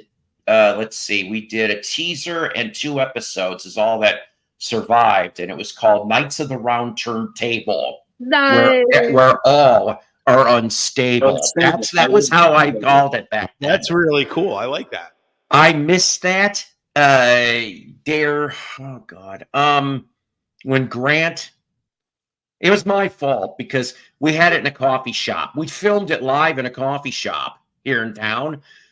But the fucking the Fukin, the coffee grinders, just between that and the damn train would show up, and I'm like, that's what kind of was the final straw. We had a jazz episode. We actually did an episode on jazz, and that one will never. In fact, it's probably was wiped because it was so. I think that's why God said, you know what, Psycho, you don't need to do jazz. And this is how I'm going to make sure you never get this episode. And so that thing is like lost media. It's probably completely wiped somewhere. What, it was just boring or like what? No, there was too many things. The train came through. Too many people were yapping. I'm like, so then we tried to change it to the library. I managed to find a room and we were going to do it there, which would have been a hell of a lot quieter. And the whole show disintegrated because... Shame. Yeah, I know it went. And then, let's see, then we were going to get Donnie, who was my DJ friend that died Thanksgiving 2018-ish. And then, like I said, he died. But that's why I said I hate the last couple hours of his life. And I'm talking to him, and I held his hand because he could hear me. And I said a couple things. I go, 1, when you get up there, do a favor. Please make sure that you save 2 more seats for the radio station up there. I said, so that we all can do a radio show together because God's got to have something to listen to. I said, and B, you are officially a member of the Knights of the Round Turntable where all are unstable. And after I said that and held his hand, his eyes were taped shut. I mean, it was... Tears were coming down his face, and I said, I wiped the tears, and I said, "Look, you're going to a better place." He was a believer, and I'm like, "You're going to a better place. I swear to you, you are." I said, "We'll see each other again," and that's when his wife and some relatives. I was going, "This is our time to depart." I said, "Your wife's here with some relatives," and he was dead probably. Between 6 and 12 hours later. Oh, wow. So, yeah. I know. Depressed. I didn't mean to put it on a depressing note. But it's true. So, yeah. I mean, we had Knights of the Round Turntable and then, oh, shit. And then, like I said, in this, though, this is when I found out about live streaming and Rachel and the one that won't be named. But the first one that gave me the opportunity and how I got hooked real easy was Richard Dolan. And we can tease, we can playfully tease about Richard, but I always will have to thank Richard because it was Richard and Groovy Lisa and Mason, and me. That's it. That was the first 4 in the lineup card. And then when we tried doing the shows before my internet in the computer went shitty, it was me and Thrifty Tim. Jeff Kendall was there for that too, and Doc and Doc Dacus and somebody else. I think even Tyler even was watching back then, even when before my computer went crap. You might have been on once or twice for those old ones. Sure. But yeah, so it's like I love when people, take the time out to watch these things and bring different information to the table. And I mean, sure, we show records, sure, we talk about music, but you know what? It doesn't. We do pop culture. We talk about movies. We talk about finds like Mello and me and Jen's guy. Jen showed a few. I mean, and Tyler brings things. It's like everybody brings something to the table, and that's why. Yes. Thank you so much. And you know what? He's doing perfectly fine up there. And I bet you he's got perfect segues between songs, which by the way, though, I don't want to veer off too much, but I've been on an early 80s to mid 80s Christian music kick because I grew up with some of this stuff. Okay. I'm a Striper head, brother. Oh, I love Striper. I have, I gotta find the stuff so I can bring, but I have a couple Striper vinyl, I do. But Striper, Petra, I have always loved Petra. Huh? Steve Taylor? Steve Taylor, Meltdown at Madame Tussauds. I remember that. Yeah, we were supposed to see Steve Taylor, damn it. There wasn't too many Christian concerts that I went to, but I got to see him. Well, when he had a band later called Chagall Guevara. It's okay. That's funny. You mentioned Striper. I was going through stuff and I got a whole thing of this is Striper artifacts. This was like a Striper reunion from 2000. This was original card from 1984 or 85 to send away. These were like little clippings from Hit Parader magazine, their very first introduction. This was the 25th anniversary. This was their original fan club tract that they sent out in 1985. Mm-hmm. These were from the concerts and stuff. Here's an advertisement from the first annual Striper Expo. That would have been fun to go to. Oh, I met them all right at that. Here I have a bunch of different photographs, literally of Striper in 1984. Wow. This was literally at a record store promotion thing. Here they were even doing sit downs to get Have you ever shared that with the band? With Robert Sweet? Yes, I did. Nice. Here's another one of Robert. Here's Michael Sweet. Incredible picture on To Hell with the Devil. Oh, that was taken literally. This was Soldiers Under Command tour pictures when they used to have the big, that was the tour I went to. The big 666. All right, let me just show you a couple other ones. This is a great photo of Michael Sweet as well. I just loved this man back then. He was definitely inspiration and an influence in what I do today. I mean, even though I differ with Michael Sweet than what the direction he kind of has Striper in now. They're not this. Right. This is the Striper that I'll always love because they were. And I even said that to Michael Sweet himself. I was like, you could never write Soldiers Under Command today because their style of music is so different. Here are all kinds of just a whole bag of pins and stickers. This is an original back patch from the To Hell with the Devil. Remember these things? You used to put them on your back of jean jackets. Yes. Oh my God, that's funny. Yep. And here's some of the autographs. That's Robert Sweet's autograph. This is Oz Fox. And then we have Robert Sweet's, and then Michael Sweet's. And the other guy was Tim Gaines. And that's one of their original write-ups. And then I have an original Another portrait. Nice. So that's the Striper. Yeah, I don't know how Tim Gaines ended up getting kicked out of the band, but I mean, he was kicked out twice. Really, he did drugs, and he was just differing in the direction. And I don't. Yeah. I don't remember the dude, but the one who replaced him was in a band called Leatherwolf. Oh yeah, Perry. Yeah, McFerrin, or I forget his last name. Yeah. This other thing, I found this when I was going through stuff. This is really cool. This is like a list of 80s lyrics. Yeah. And it just you have to try to guess. Like if I said suck. Oh no. Hang on, let me try this because sometimes it unloosens it. Nope. Uh-oh.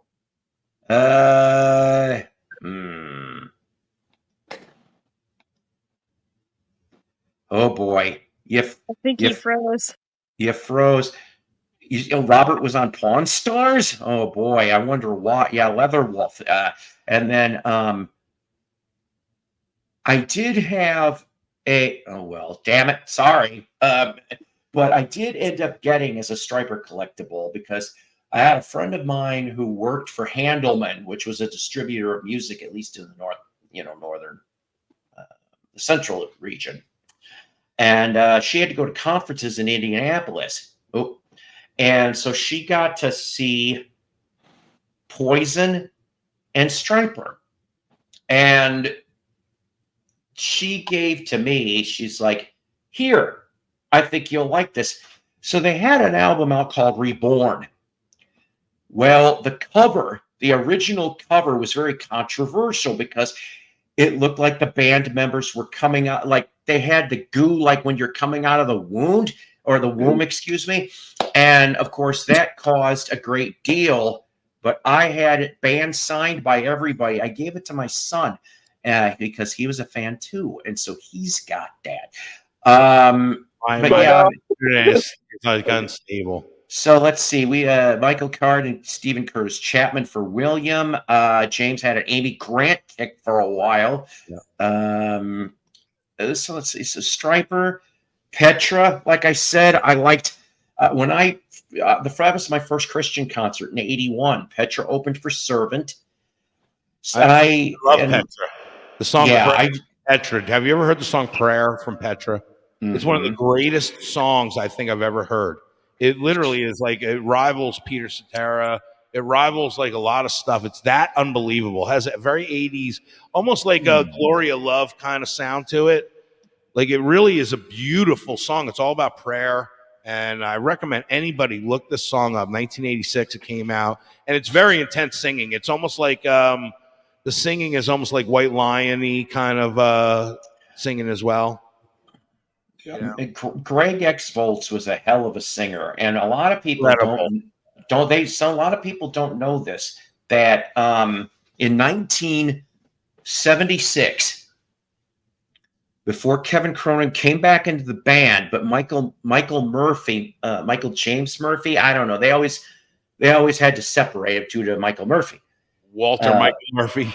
Maybe, I don't know. The guy that was on those first couple albums in the original Riding the Storm Out. He's the one singing Wildfire. Yeah, that's different. So so the thing is, Greg gets a call. Now this is so Greg gets a call and he's like, how would you like to be the new singer of REO Speedwagon? Wow. And Greg was like, same week. How would you like to be the new singer of Petra? Because Petra already had 2 or 3 albums out already since '73. And he's just sitting there going, oh my God, here's one road. He made the right that'll choice. Take me, and then this road. So he prayed about it. He said to both, give me 24 hours. At least I think that's what he said in the interview. Give me 24 hours and I'll call back. He prayed and he told REO, I really love the band and I appreciate, but no. And then went with Petra, which, yeah, it was the better choice. Although, could you imagine just Greg singing all whatever? I mean, it would have been a different REO Speedwagon, obviously. The singer of Crocus was asked by literally Angus Young himself when Bon Scott died. if he would join AC/DC before. I could see that though, because he's got that vibe. And the singer of Crocus said, "Nope, I'm staying with my band." You know, and I guess that was the right decision. A double. I think it's called Double Dynamite. There's a couple tracks off there that do sound like Bon Scott AC/DC, and I'm like, oh my god, great. He's incredible. So let's see. So Petra and Servant, and then of course after when Greg left, John Schlitt from Head East became a born again Christian. Wham! And so if you love Head East, there's a song that I like, and it's called Seen and Not Heard. And if you people have heard that, then you know where I'm going on this. But the whole song is great. It's hard. It's hard rock, but the whole melody line, is "Kisses Heaven's on Fire." Now, "Heaven's on Fire" was 84. John Schlitt Not Heard was 90. John Schlitt is the one that's singing prayer. Yeah. So when you see the video, you're going to see John Schlitt. I mean, he's incredible. Yes, that's it. Mark Saris. That's right. And let's see, Phil Keaggy. Oh yeah, God, what a cheat! Yeah. I love Phil. He recorded a song with Ronnie James Dio with Phil Keaggy, a Christian song. Have you a Christian song? Yes. Speaking of Phil Keaggy, have you ever heard of? He had a band in the '60s called Glass Harp. I am looking for those Glass Harp albums from Decca. I have the first one. It's pretty good. It's what I heard too. And then let's see, he was the big one that came out of there. They were from Cleveland, if I remember right. All right, Cleveland area. And yeah, I mean, Phil was the big one to come out. And then there was another guy that was in there. I think his name was Tommy or something. And he ended up joining Michael Stanley Band, I guess. Yeah. One of the guys who played with, I mentioned Chigal Guevara earlier, but one of the guys who played in the Phil Keaggy Band, Lynn Nichols, was also in Guevara after. But yeah, go ahead. Hi. Well, hey, before I got cut off before, did you hear what I was saying? I found this thing 80s lyrics, and I said, if I said to you, "Sucking on chili dog outside the Tasty Freeze," what song is that? That's Jack and Diane from John Cougar Melon Tumor. All right, so that's the idea of it. Like if I said to you, "I've done no harm, I keep to myself." Anyone? I've done no harm, I keep to myself. Men at Work, who could it be now? That's it. That's correct. You're good. I'm such a nerd. I should know this shit. But we hear it all the times. There's a freeway running through the yard. Oh no! I kind of have an idea, but I can't. There's a freeway running through the yard. Oh my god! I've heard this. This is so great. I tell you what, they're all songs you know. And I'll tell you what, when your brain starts going, because you can start hearing the rhythm of the way it's sounding, but you can't put the melody to it. But if I start giving you, is that a pun? There's a freeway running through the yard. Oh yeah, okay. Tom Petty. Right. Okay. All right. So I've seen a million faces and I've rocked them all. Yeah. No Talent, Bon Jovi. Yep, you got that one. Your mom threw away your best porno mag.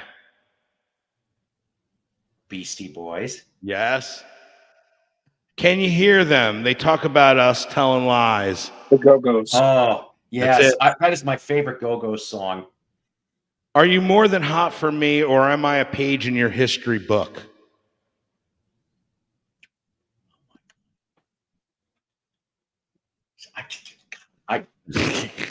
You know this one. Are you more than hot for me, or am I a page in your... Oh, my God. This is driving me nuts. It's a female. Jen would know it. My brain is mush right now. Straight up. We're going to be about... Yeah. That was straight up. Huh? Straight up by Paul Abdul. Oh, okay. Yeah. I can hear you coming. I know what you're after.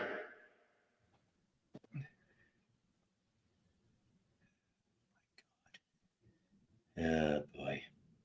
You know what, Jen? I think you're right. My mind is Lunatic Fringe. Lunatic Fringe. Mellow, Are you going to be able to be on the show tomorrow? I'm looking at maybe about try this during daylight. Yeah, let's do this. Yeah. Let's do this in the morning.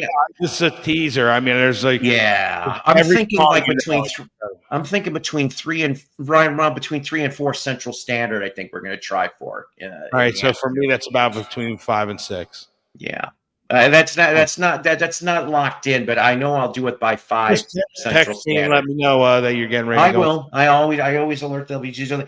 I didn't know you were on tonight. This was a surprise, honestly. Well, you know what? I'm going to tell you. Like I said, I just something compelled me, and I found all this stuff thanks to Chris Gaines. Yeah, that's awesome.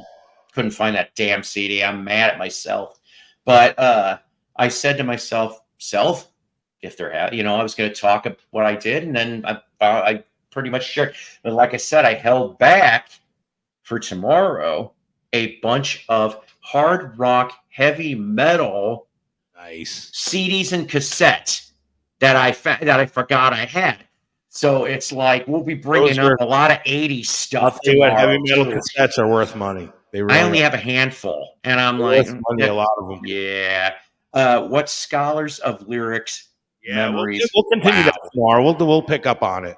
That reminds me of like in Living Color, where the guy comes up and he's orating, and it's rap lyrics, and I'm just like, oh my god, this is too funny. I like the girls a little bit older. I don't want to lose your love. We've been here 3 hours, 5 minutes. I want to thank everybody here on panel, along with Brian from Tokyo Records and Julian from Metal Heaven. Subscribe to everybody's channels that are here. Metal Haven, not Heaven. Haven. Yeah, Haven. My bad, Julian. I'm tired. And so. But like I said, with Chad and Mello and Tyler here, and I want to thank 3:30 in the morning here. Yeah, it's 1:27 here, and I bet you my neighbor's like, "Will this guy ever shut the fuck up?" Well, I'm going to now in a minute, sir. This is the guy. Well, I haven't heard the boom boom booms lately, so he's kind of calmed down on that, which is nice. But for you people, happy Good Morning Wednesday, and I hope everybody just has a great day. And well, for whoever can be here in the afternoon later today, we'll reconvene and have a new episode. Yeah. All right. I love you guys. Love you guys. All right.